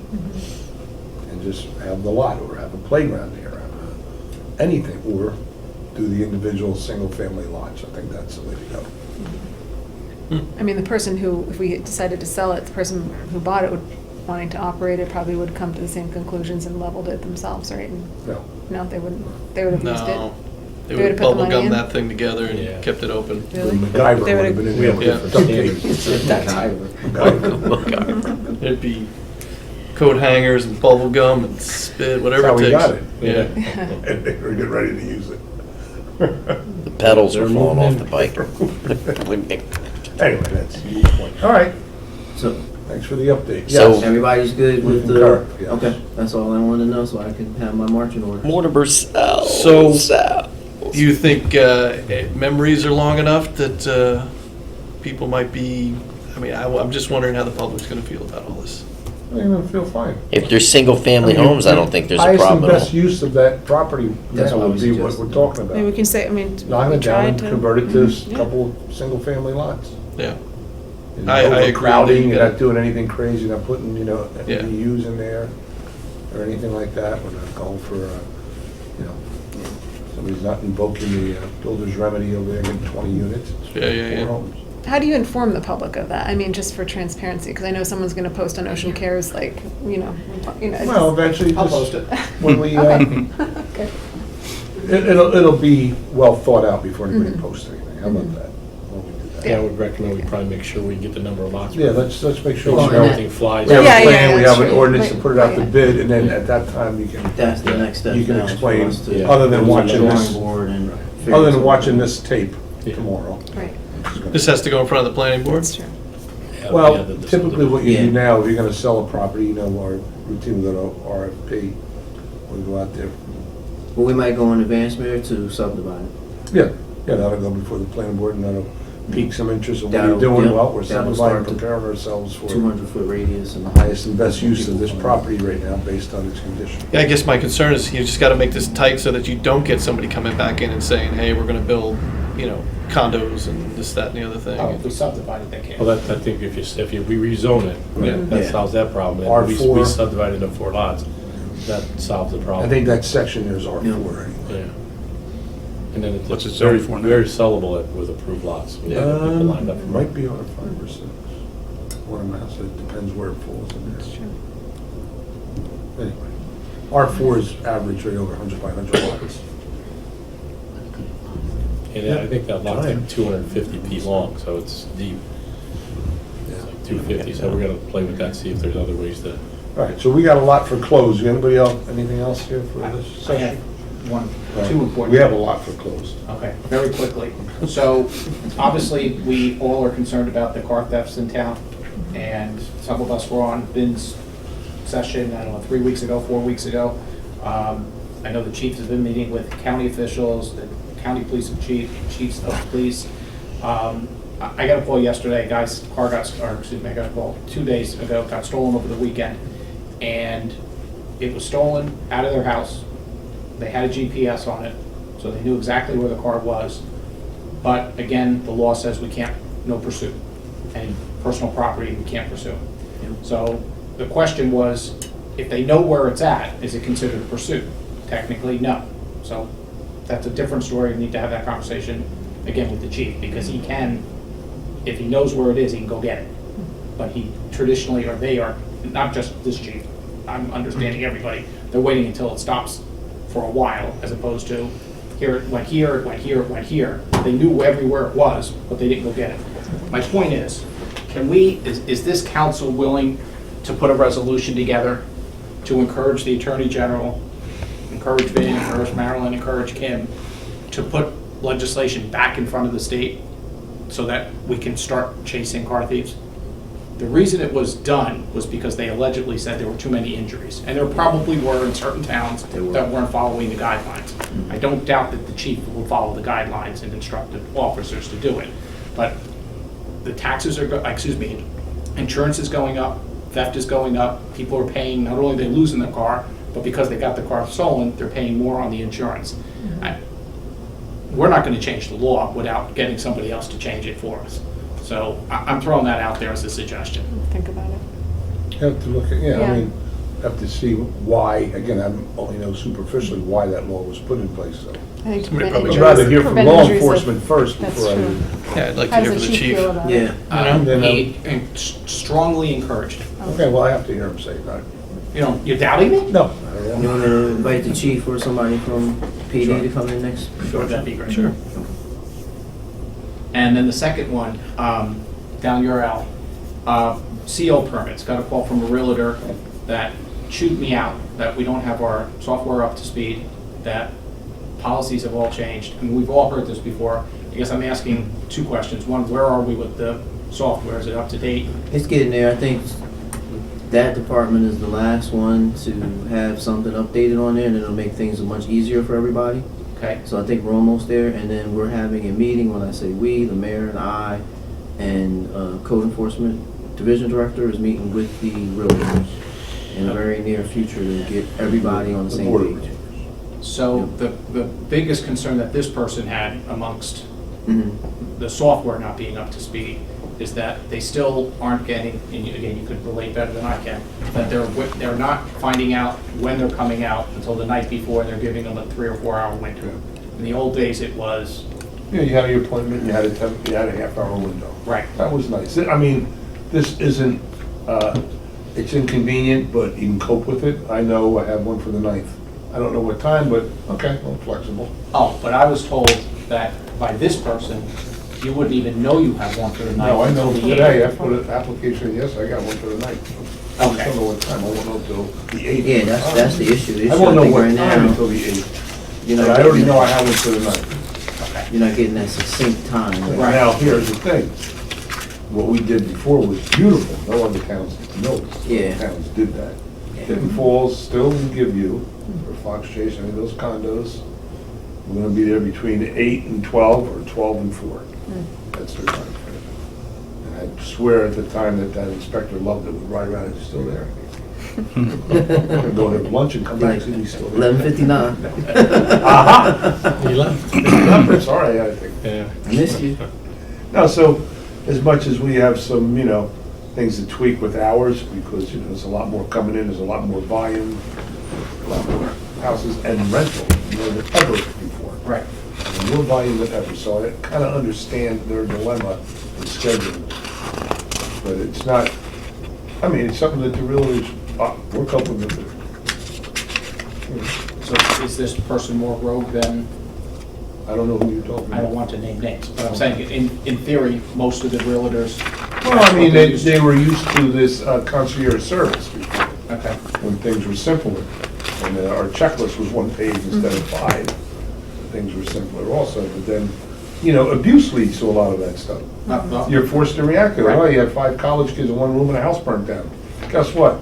Now we're gonna inspect this, we're gonna make sure the window opens so they can jump out. We're gonna make sure that there's smoke detector. That's what happened. People were like just cramming people in every space, crawl space, the attic, no, you can't do that. So now that's a condition of that, is 5 Right. page. All good for safety reasons, no Yeah, issues. make sure the fireplace works, because college kids were starting to fire them. And home, they had, well, that's a fireplace? Oh, great. That flume hasn't been opened ever, it's bolted shut. Then it backs up. Just this is what happens. Okay. And when you say near future, Dave, you're talking, And I think it's set up for May. Next some- 12, Oh, yeah, 12 already or set. something. Yeah. We've already had a meeting with the Yeah. National Board of Realtors, Yeah. and we went over so they can be the mouthpiece, or the conduit to all the local realtors, so they understand what we're doing, because they're getting complaints.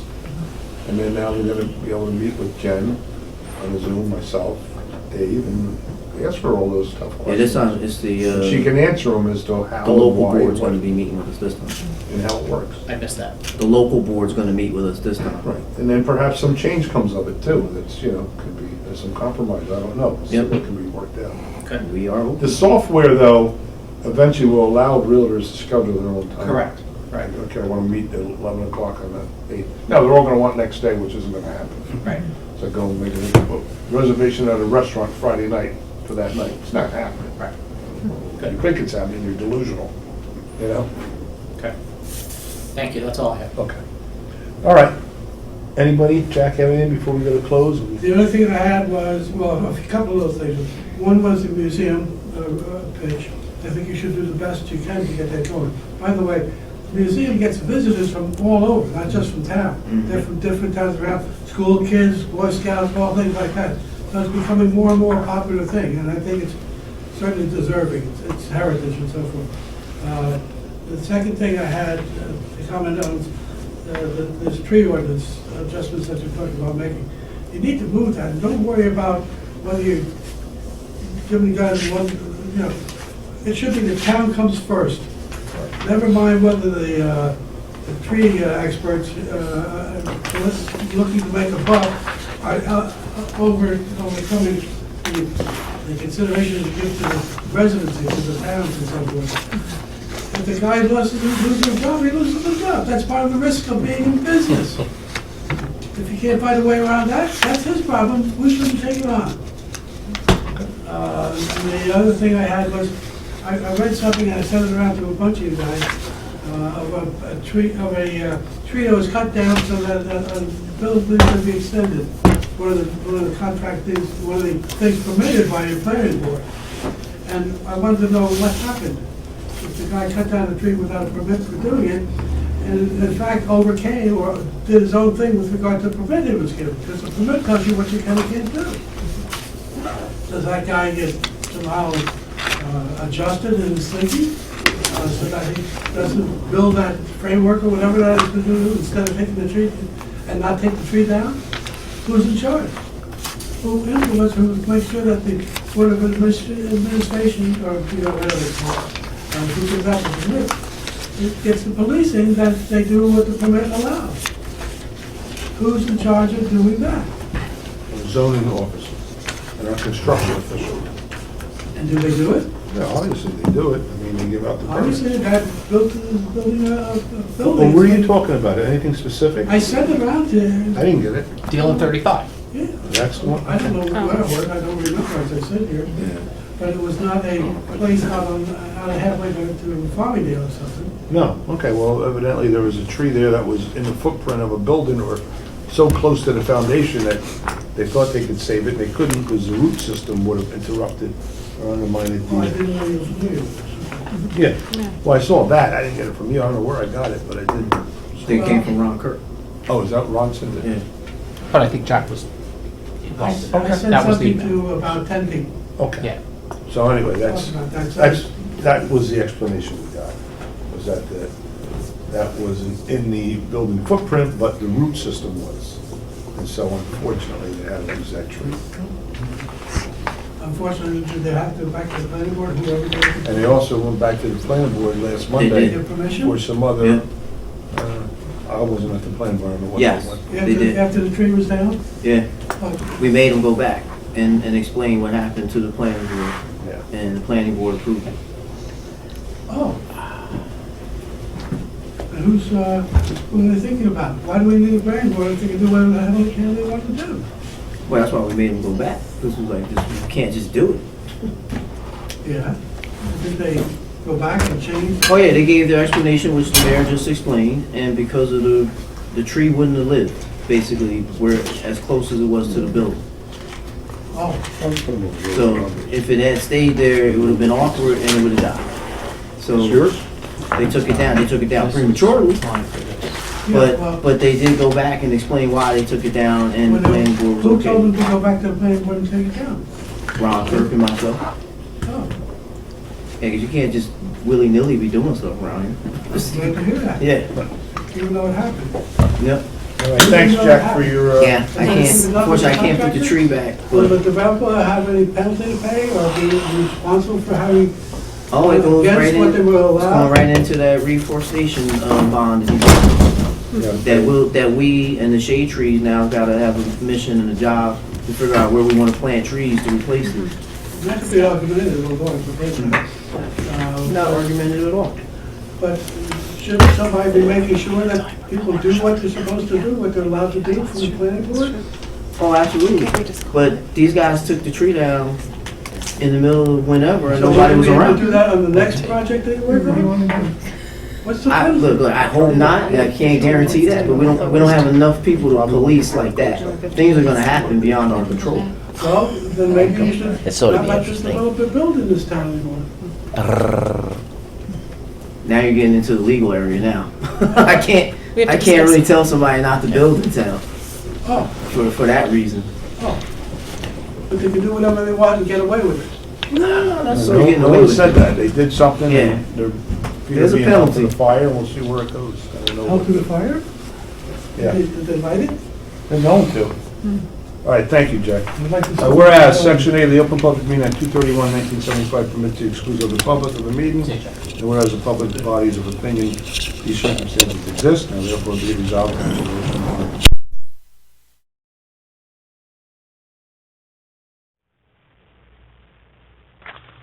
Welcome, everybody.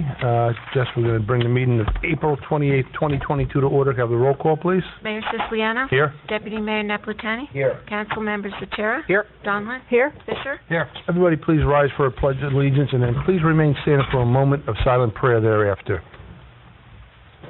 I pledge allegiance to the flag of the United States of America and to the republic for which it stands, one nation, under God, indivisible, with liberty and justice for all.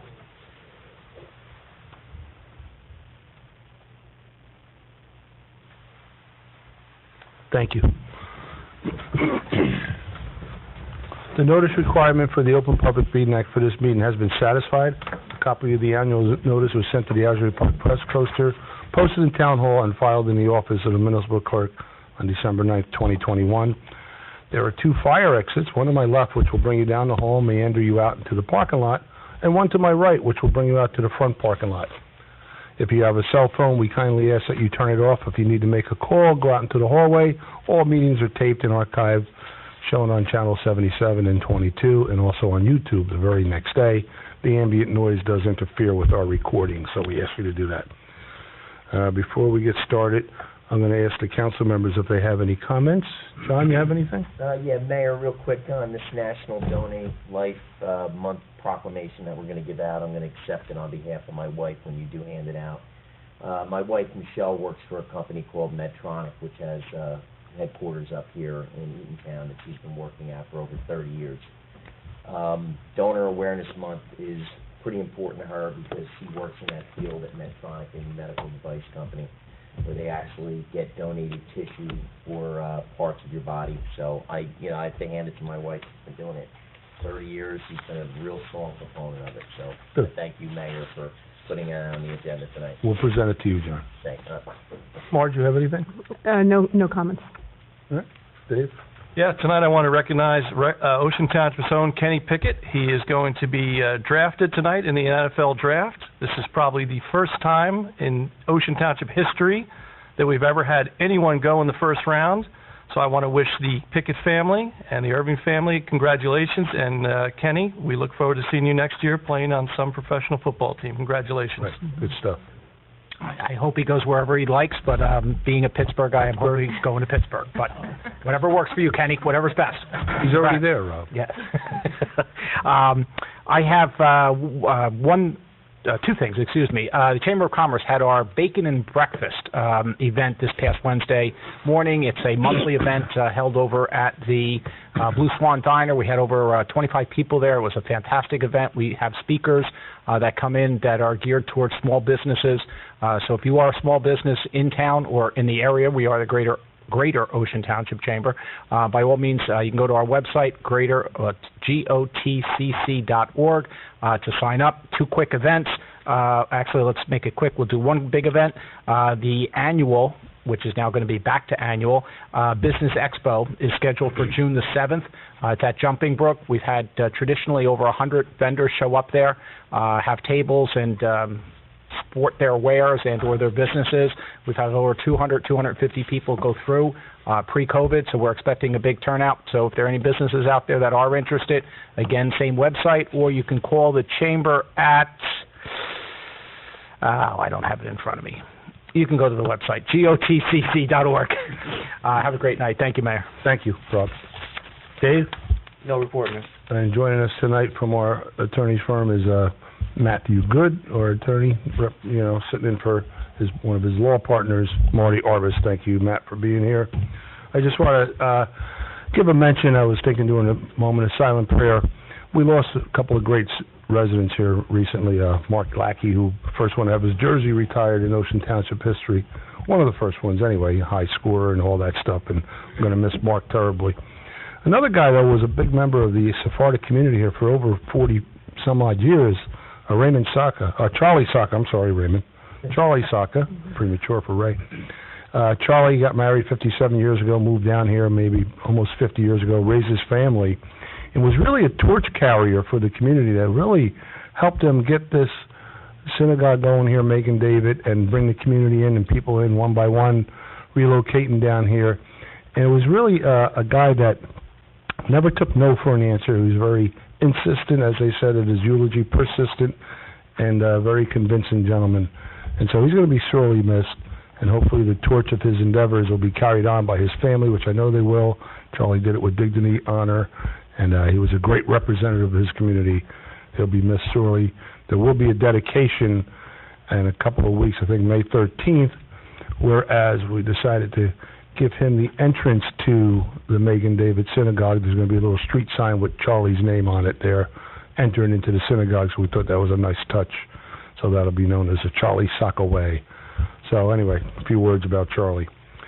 Right now, tonight, as John had mentioned, National Donate Life Month. We have a proclamation here. We have two proclamations. Okay. So we can do it here if we want, and then this is realizing the urgent need for organ and tissue donors across the country, as John had mentioned. National Donate Life Month observant promotes the greater understanding about life-saving benefits of donations and transplantation. Whereas the transplantation of organs and tissues is a miracle in modern medicine and made possible through the compassion of the organ and tissue donors themselves, enabling surgeons to save thousands of lives every year. In fact, over 4,000 New Jersey residents and 100,000 Americans are awaiting life-saving transplant operations. And a very capable person should support this vital effort by registering an organ and a tissue donor, making their family aware of their wishes, and being willing to give the precious gift of health, sight, life to somebody in need.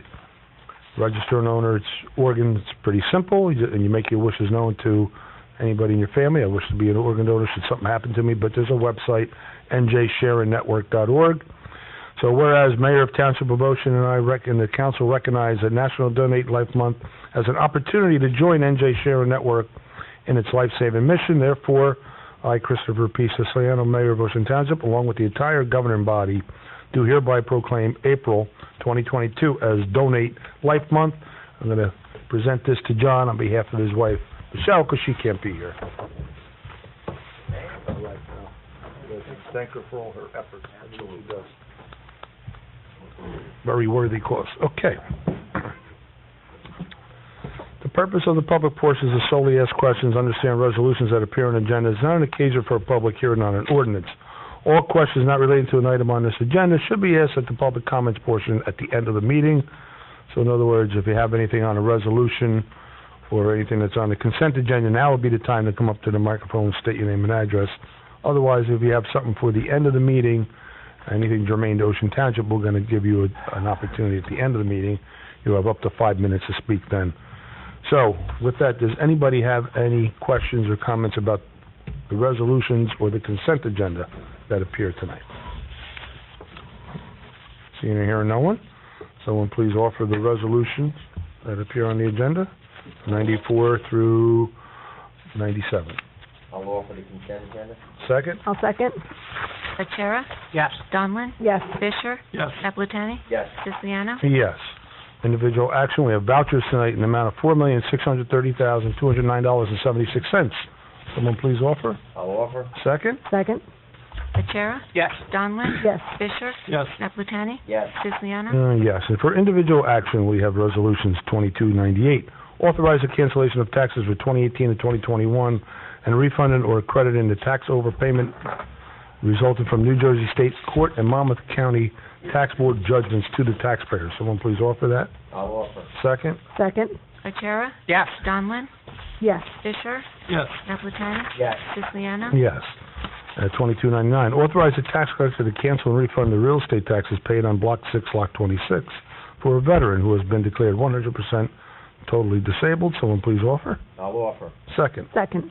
Achara? Yes. Donlin? Yes. Fisher? Yes. Napolutani? Yes. Siciliano? Yes. 22100, authorize the tax collector to cancel and refund real estate taxes Block 34, Lot 1 for a veteran who has been declared 100% totally disabled. Someone please offer. I'll offer. Second. Second?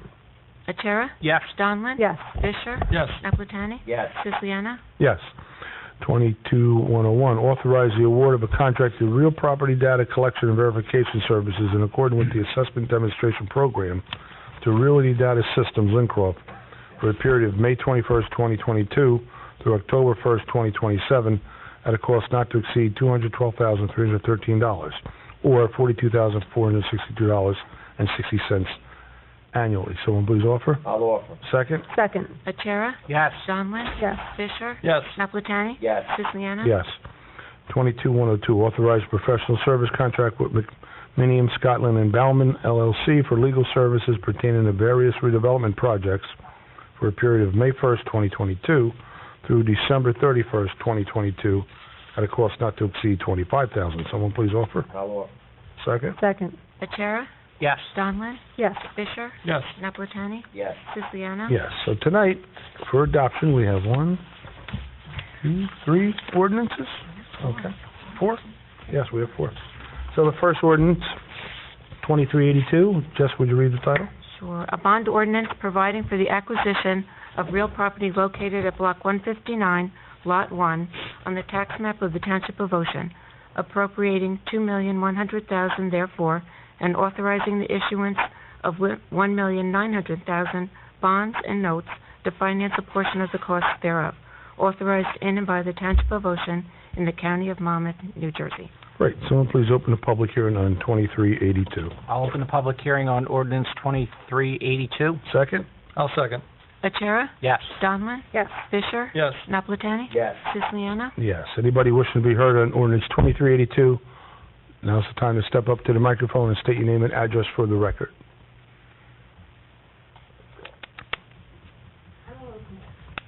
Come on up. Hi, my name is Caroline Okrepke. Just get as close as you can, because we won't pick you up, Carolyn. My name is Caroline Okrepke. I live over on Cold Indian Springs Road. Okay. We only came here because we had something posted on our mailbox, but I'm confused because I thought you said the money sounds. This is ordinance 2383. Are you going to be discussing, or did they get that as a typo? I don't know. Well, 2382 is Oh, in the paper, they put the wrong... they put, yeah, it is, So yeah. that's why I'm confused, and that's, Yeah. 2382. those are my questions. 2382 is germane to the Copwell property. Is that what you're here for? Yeah, that's what we're here for. So State your I piece. was just here because this is new to me, and I had hoped that I could see what the vision is Okay. for this park. My questions, I really had two questions, was how did this idea come up? Did Mr. Huxley approach you, or did you approach him with an idea? So, I'll answer that question. What's your other one? The second was how you came up with the proposed 2.1. Okay. Because I tried to look at tax records, and it's based on 8 acres, and you're proposing 6 acres versus the estimate versus what you're offering. There's, right now, just so people understand, real estate, come from a real estate family for over 37 years. There's assessed value, there's market value, then there's real value. Okay, so what a property's really worth. So assessed value, we try to get it to 100%. The market's been moving so rapidly, it's almost impossible. So if you look at some properties, could be assessed at $830,000, could sell the next week in the newspaper for $1.2 million. That's been happening, and it's going to continue to happen for a few more years. So to answer your first question, how did the property come across our desk? Actually, it was brought to my attention by, I think, Councilman Napolitani and Fisher mentioned that they were selling the property. Huxley had it getting ready to put it out there on the market with a broker. And thought, what do you think of that property as we're using our open space money? And I lit up knowing the history of the property and having swam there as a youth and remembering it and all its nostalgia and knowing the historic value of that property and that it's the oldest working business in Monmouth County, most likely, since 1872 going on. But even before that, just the whole history of the property itself. So this would be a great opportunity, something we'd want to preserve, rather than it being sold and housing coming in there, and maybe even cluster homes, because even 6 acres, the way our ordinance is written, someone can come in with a builder's remedy and get maybe up to 20 units per acre and knock out every single tree on all 6 acres. And we didn't want that.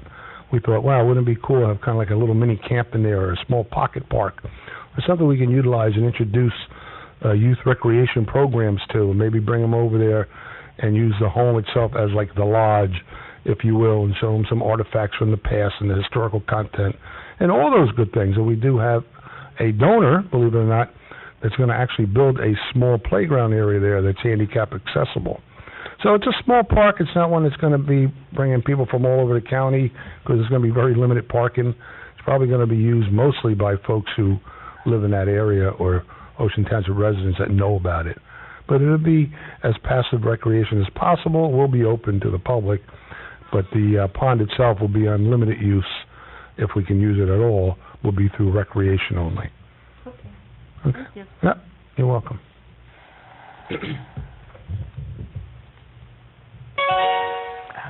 Oh, my time limit's up. I can't answer any more questions, Paul. Sorry, go ahead. Paul Merowitz, 14 Magnolia Court, Ocean. We're going to finance this to the tune of about $2.1 million. Have we calculated what that is going to do to the future budget?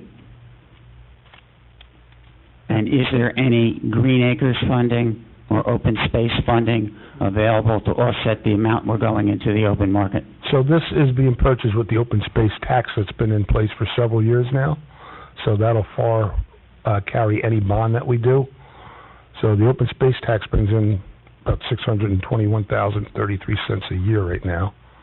The annual bonding on $2.1 million is going to be somewhere about $232,000 on a 10-year bond. So there's plenty of money there. We always apply for Green Acre funding when we go for properties like this, so both will happen, but no tax consequence. That's already built in to the open space. So we shouldn't see any increase in taxes because of the purchase? Nope. Important. Okay, Yep. Thank you. Yep, great, thank you. Anybody else on ordinance 2382? Okay. Hello, Mrs. Laws. Hello. I did bring some pictures. My name's Linda Law. I'm the property owner directly across the pond from the Huxley home. So we have real concerns about what's happening. The attorney that was here last time had requested that he might come to the property to see where the water actually bounded, or I don't know if that's the right word. I brought a picture. Because of the level of the water, it is not touching the wood, Right. but it's inches from it at the moment, so it does encroach on our property. So we have a real concern about any possible use. And the public, which we've expressed to you already comes on our property, and we have to politely ask them to leave. Why did this property not get subdivided before you're purchasing? How do you purchase a portion of a property?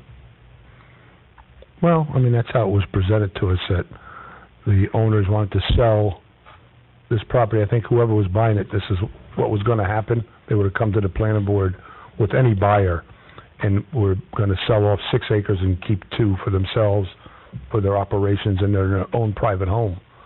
And so why hasn't that been done before the purchase? We worked out the contract that we'll purchase it this way, but Matt, go ahead. That's part of the contract. The contract. Matt, turn your mic your way. That's part of the contract. So The contract, it's a contingency. it's a contingency to subdivide it and then close, but it's the contract's being issued. The contract is executed, then it's going to be subdivided, then they're going to close. Right. So how do you know that the subdivision will go through? You know, there's always Mayor that, might know somebody on the planning board. Well, that's the arrogance that is upsetting to us. there's always a chance that something won't, that's why it's contingent upon that. Right. There's always 'cause a possibility Right. that doesn't happen, and then there'll be no purchase. Right.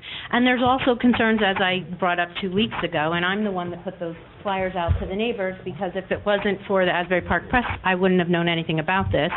And this impacts my everyday life, Yes. like I expressed last time. It's causing a lot of emotional distress for me and my neighbors, because we don't know how we're going to keep public people off our property. We don't have a problem with the passive park, but you guys don't seem to have a clear understanding or description of what that actually means, which is very troubling, right? We don't know how that impacts our daily life going forward. And if I were to come and stand on the edge of your property and purchase that property and you not know what was going to happen in the future, that would be distressful for you. And have you put money aside for future litigation if the surrounding property owners don't want this to happen? We always have a carrier for that, just in case, yeah. Right. And the other thing, oh, my time's almost up. It's all right. I think I understand where you're coming from with the history of it and the developer scare, but did they have a developer ready to purchase it? Because quite often, I've spoken to other neighbors, and we would much prefer to see 4 or 5 homes in there and know the people that live there, rather than having public in and out and not knowing what that's going to look like. Did they have someone? Well, they had some interest. I don't know how far they went with it. I know that they had a preliminary plan drawn up of 6 lots. However, as I tell you, there's also the builder's remedy out there. Just because someone has 6 lots doesn't mean it's going to be 6 lots, 6 homes. There's a cluster zoning available to them if they want to put up affordable housing. Right. So they would be entitled to higher density. And though you say you only don't care if only 4 homes is okay, that's 6 acres of trees to build 4 homes anyway. Mm-hmm. But I don't live over there. I don't know how folks would feel about having the potential of 60 homes, 62 homes. I don't think they could fit 60 homes in there. They could. Well, the other thing we talked about is we want a DEP, environmental impact statement. Mm-hmm. We personally have 2 geese that nest on the corner of the water every year. They're there right now. We have deer running around, even though they're not always the most friendly. There's fox, there's raccoons. You won't have that with homes being built, though. Well, you won't have it when public people are on the water either. That's going to disrupt the nature habitats all around the water, which we nobody's actually... going to walk, well, you know no one's walking around that pond, right? Well, you guys already were walking around the pond. We walked around to survey it because we're buying the property. That was a one-off. Right. We're not going to have it open to the public to walk around your pond. That's not going to happen. Well, no, it can't happen. That's Right. our property. I told you that. Right, so no worry It there. doesn't mean it doesn't concern us and distress us. Understood. Right? And it's said as a matter of fact, which frankly, as the landowner, feels a little dismissive, because it's like, well, it's a done deal, just deal with it. Yeah, no one said that. Well, that's what it feels like. Right. And the other concern is there's currently a danger sign, a caution sign, right outside of the entrance to this property because of the driveways that are all right after it. So has there been a safety and traffic study done, or is that going to be done? Yeah, that's going to be part of our engineering when they decide to put in a parking lot there. Right. And so none of that has to be done is that all part of the contingency? The development, the actual construction portion, The traffic study and the environmental impact. that's going to be after, I guess, they decide. It's not contingent, the closing is not contingent upon that. Okay. And what about the cost of renovating the house and changing it to adapt to a public building instead of a private home? Yeah, we can use the open space money for that. But do you have an estimate of what that's going to look We like? don't. I mean, right now, we've been to the home, we've had an inspection done on it, we've checked all the major components and the structural integrity of it. It would need minimal modification for what we want to do right now. Probably the biggest expense would be to fill in the swimming pool, just to eliminate that liability. So it's handicap accessible? That could easily be handicap accessible, yeah. Okay.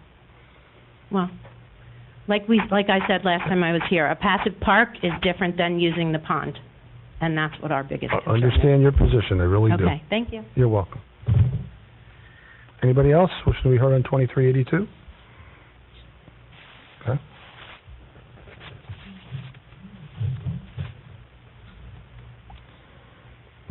Homer O'Krepke, 82 Cold Indian Springs Road. I think you answered my question already, but I'll repeat it anyhow. And I'm probably asking you to speculate, but were the Huxleys, were they definitely serious sellers? They were going to sell one way or another? Oh, yeah. Yes. And they had something, That property was going on the open market. Okay, and in terms of, what the lady sort of asked, in terms of models or plans, there's nothing in writing yet in terms of what the park or the camp. Well, minimal disturbance to what's there, except for we're going to put a small, in an already cleared area, a small handicap accessible playground, and very few parking spot stalls. And they'll be kind of, rustic, if you will. It's not going to be a paved parking area or anything like that. Paved trails? No paved trails or anything like that. Just what nature will allow. Very minimal disturbance to the property. Thank you. Okay. Anybody else? Okay, so I'm making a motion to close the public hearing on 2382. I'll make a motion to close the public hearing on. Do you have something, sir? Yes. On this ordinance? Yes. Okay, come on up.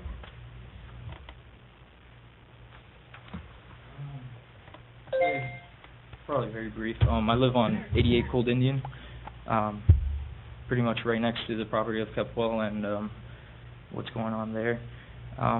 This is a very simple question of, it's pretty much not going to be disturbed, I guess, is the idea. We're a little concerned about the privacy on how many people are going to be there in the park and whatnot, and how big is the park going to attract how many people there, you know what I mean? So I don't know how much privacy it will provide us with our home being literally right next to that property, and where the parking lot will be allotted to. Parking lot's going to be right off Cold Indian Springs between the house and the Kepwell building right now.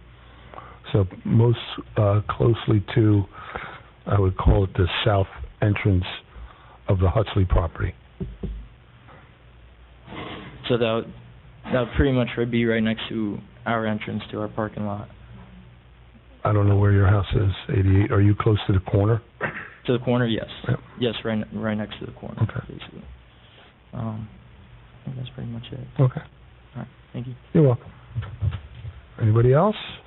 Okay, make a motion to close the public hearing on 382? Yep. I'll make a motion to close the public hearing on ordinance 2382. Second?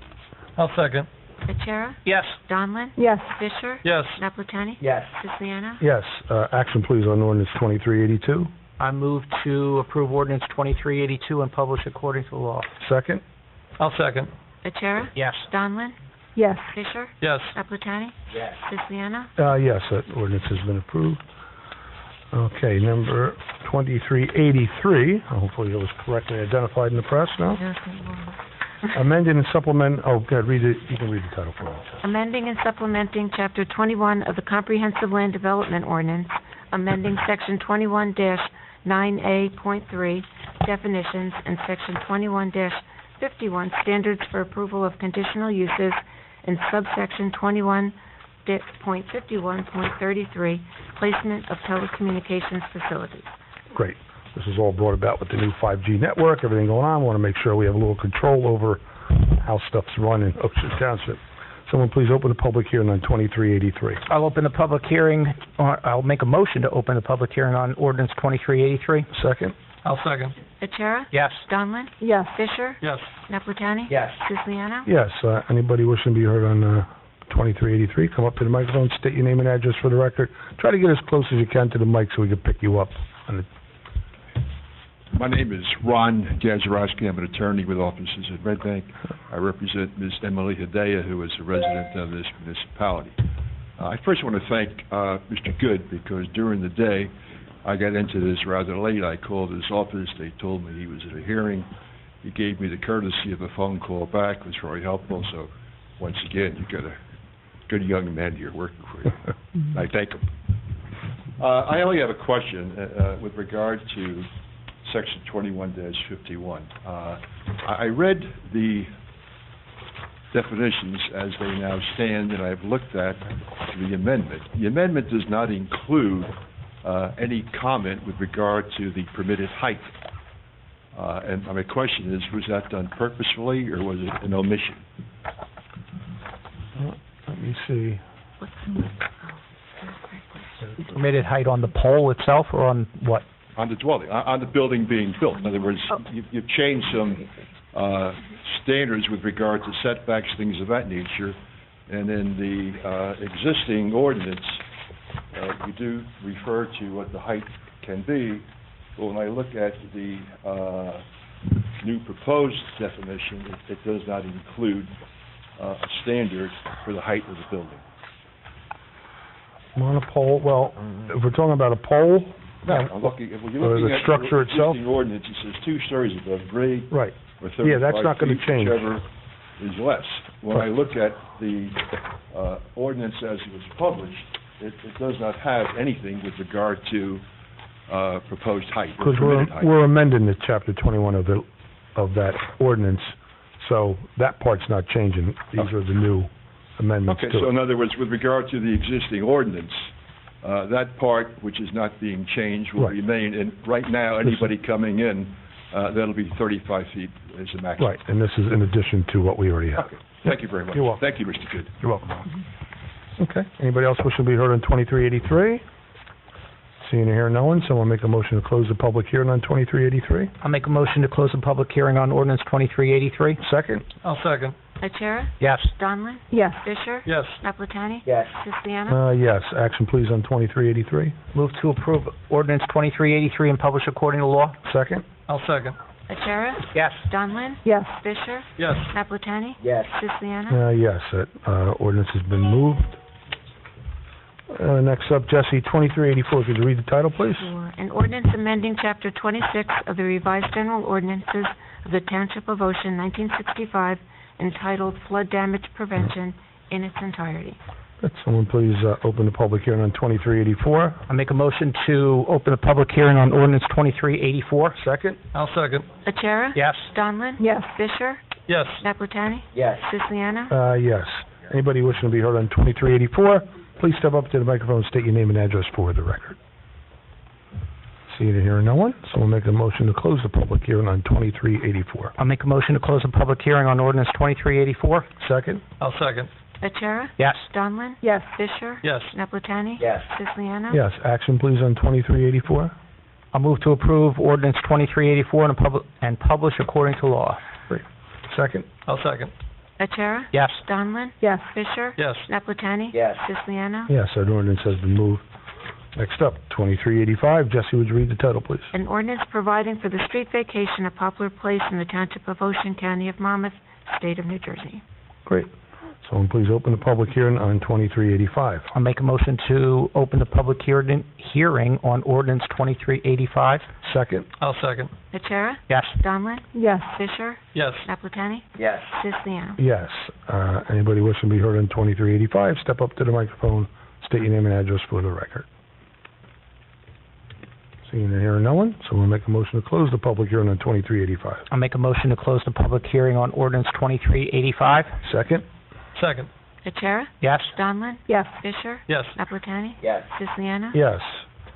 Action please on 2385. Mr. Mayor, there's just a error on the citation. Okay, tell me. So the council knows it's 40:67-1. In case that matters to anybody. Okay. Wait. On the publication was, On the publication? On the ordinance, Oh, it's the whereas. okay. Duly noted. yes. Jesse will make that. That was in 2385. Yep. Okay. Okay. Okay. Action please, 2385. I'll make a motion to approve ordinance 2385 as amended and publish according to law. Second? I'll second. Achara? Yes. Donlin? Yes. Fisher? Yes. Naplatani? Yes. Siciliano? Yes. That ordinance has been moved. Now, for reintroduction tonight, we have ordinance 2386. Jesse, would you read the title? An ordinance amending Chapter 9 of the Revised General Ordinances of the Township of Ocean, 1965, entitled Soil and Tree Removal. Okay, so this is just for introduction. There were some amendments made to the previous ordinance. This will have to have its public hearing on May 12th, so there really won't be any general comments, but at the conclusion of the meeting, if anybody has any questions, come on up to the microphone, we'll be glad to answer, them for you. Okay, Can I make a motion for that? and for now, if, I need to make a motion. oh yeah, so please make a motion to introduce 2386. I'll make a motion to introduce ordinance 2386. Second? I'll second. Atera? Yes. Donlin? Yes. Fisher? Yes. Appletini? Yes. Siciliano? Yes, again, that'll have its public hearing on May 12th. At this time, we open up the meeting to anybody who has any concerns, anything germane to Ocean Township business. Please step up to the microphone and state your name and address for the record.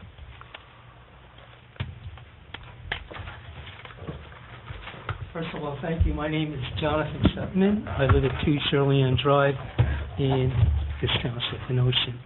Mr. Shutman, and I apologize for not getting back to you on your second. If you still want to meet without saying anything, we can do that. I'm going to bring the issue here. Okay. Okay. Stay close, Mr. Shutman. Yeah, is it working? Yeah, Yes. okay, close. There Very you go. good. Thank you. A little bit over a year ago, I was online with some of you. I've also emailed some of you regarding the residents across the street who often have a fire pit going in the evening, sometimes for as much as 2.5 to 3 hours. And what that does to us, because we live across the street, is that we get the smell of smoke in our home. And so really the only option we have is to close the window. When it gets warm, we have to run the air conditioner. And I did do some research. I think I shared it with the prior township administrator, Mr. Henshaw. And basically, he said there's nothing we really can do.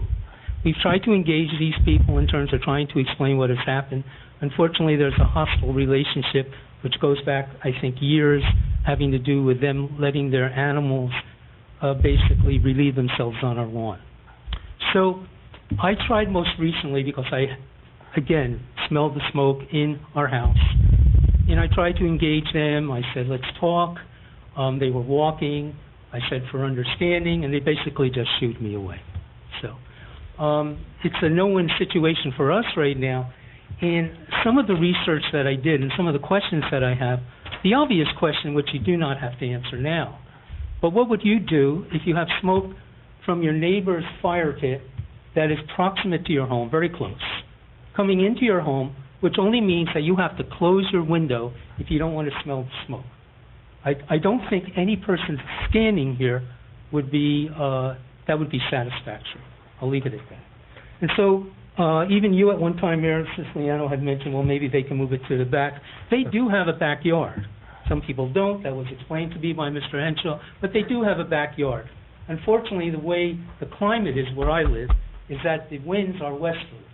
So the direct fire, plumes, and smoke from their pit go to our home. I guess if they did it in the backyard, it would go into their home. But that's the way it works.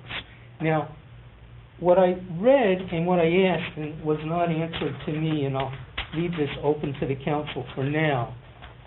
Unfortunately, I wish I weren't doing this, first of all. But at this point, my wife has asthma. She never smoked a cigarette in her life, so it does compromise her health. Doctors' notes can show this to be the case. She's had cancer 3 times. I'm not going to get into her health issues, but this directly does compromise her health unless we shut up the house and run the air conditioning. One of the questions that I asked is Ocean Township Citation 307.11 prohibits open burning. It simply says this. It says open burning shall be prohibited when atmospheric conditions or local circumstances make such fires hazardous. What the ordinance does not do is that it does not explain the word hazardous. And so I would maintain hazardous is not just the fact that some home might catch fire, but hazardous to other people's health. And so what I am asking you right now, well, I'm trying to address you, I know. and I'm addressing the microphone. That's fine. Talk to the mic. We Would you get like it. a song while I'm at it? Okay. I'm asking, and I will have to continue this this search for a remedy, because I really think this is unfair to us, our family, which means if I need to, I'll have to go to other governing bodies, which I prefer not to do. But I think the ordinance ought to, first of all, look at what hazardous means, and which includes hazardous to other people's health, and at some way find some kind of reasonable accommodations that people who do fires, and they do it often, they actually are like a neighborhood watch, but that's another story, who do these fires should be at least subject to the fact of some kind of compromise where on days when the fire does go into the neighbor's house, that they cease burning the fire. So that's what I'm asking for in terms of, I think, some work you may need to do to try to figure out how to remedy this situation. Okay. Thank you for letting me Thank speak. you, Mr. Shutman. Thank you. Appreciate it. We'll have both our attorney and zoning official maybe sit down and confer with our town manager and see what they can come up with. I mean, a reflex to me would be, without compromising anybody else, would be that everything's behind the setback of the front yard setback. So we don't allow a lot of things in the front yard for many reasons, you know. We want them within the setback of the backyard. I don't know if that works for everybody around town, because as was stated, maybe some folks don't have room in their backyard for a fire pit, and that's what gives them the opportunity to put one maybe in the front. We'd have to really look at that a little more closely and see what we come up with. I think you're onto something also with the public health nuisance. Perhaps that's another avenue we can explore as well. So we'll look into that. I appreciate Yeah. Anybody else have anything germane to Ocean Township business? Come up to the microphone, state your name and address for the record.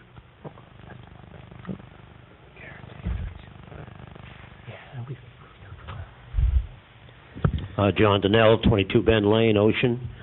Just as a clarification, concerning the ordinance 2386, as I understood from what I quickly heard go by, that will be discussed on May 12th? Yes. And anything we want to address further, because I think the reason there's been a change is because at the last meeting, there were some, in listening to some of the people in this room, that there is a change in the wind here, and we would certainly like to know what that is. And we're not going to have a public hearing on the ordinance, but I'll say that this ordinance doesn't really involve any of the private communities. Okay.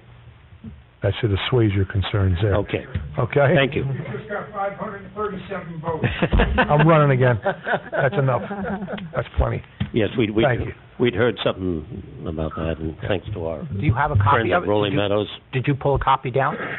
The revised one? No. Did we what? Did you pull it up? Well, it's not online. Yeah, the copy of the revised ordinance is there. Yeah, you could pick one up right there. Right here? Take it back to your clubhouse, so you guys can do that. It's online as well.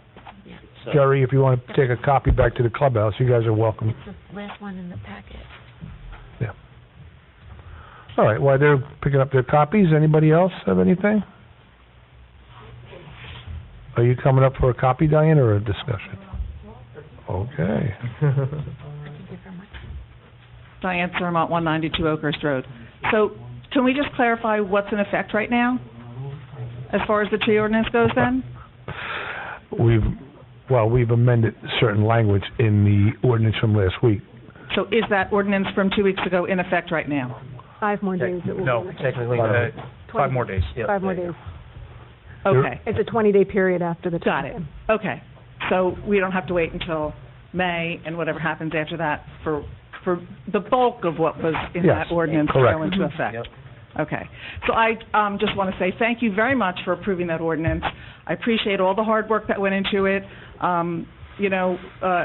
We've lost our chance on hundreds and hundreds of massive oak trees, and we don't get to replay that. I mean, we're not going to see those oaks again in our lifetime, but the ordinance is hopefully going to help us save some of the really important stuff, the trees, the environment that we still have. Thank you. Great. Thanks, Diane. Anybody else before we close?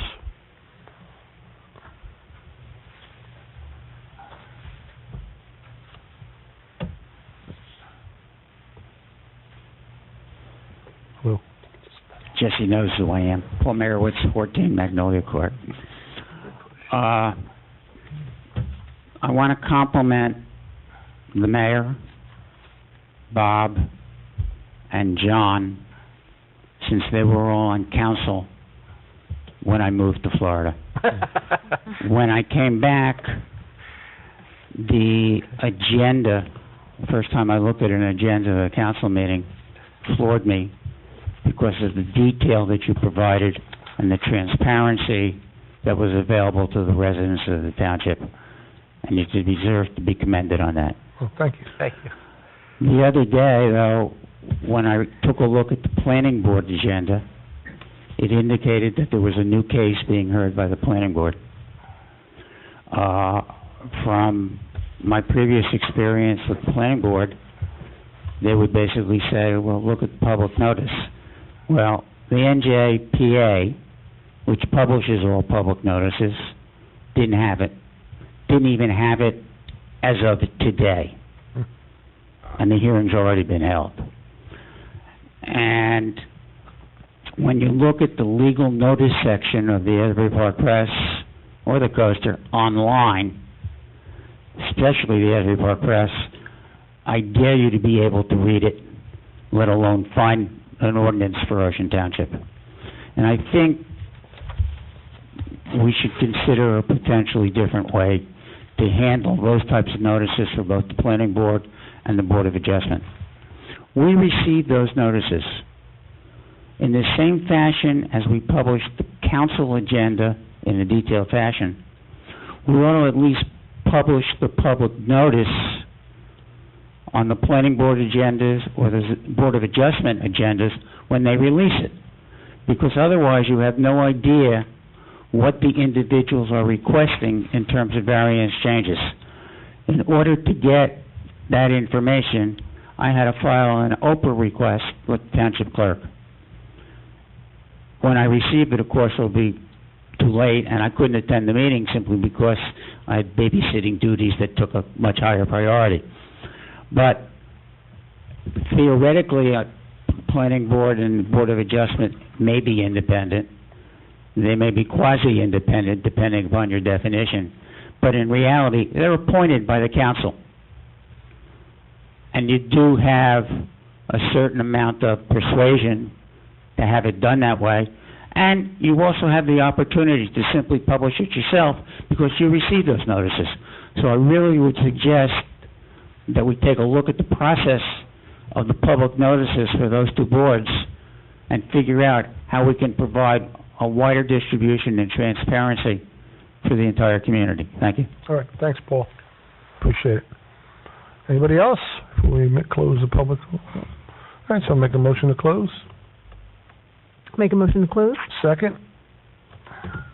Second? Achara? Yes. Donlin? Yes. Fisher? Yes. Naplatani?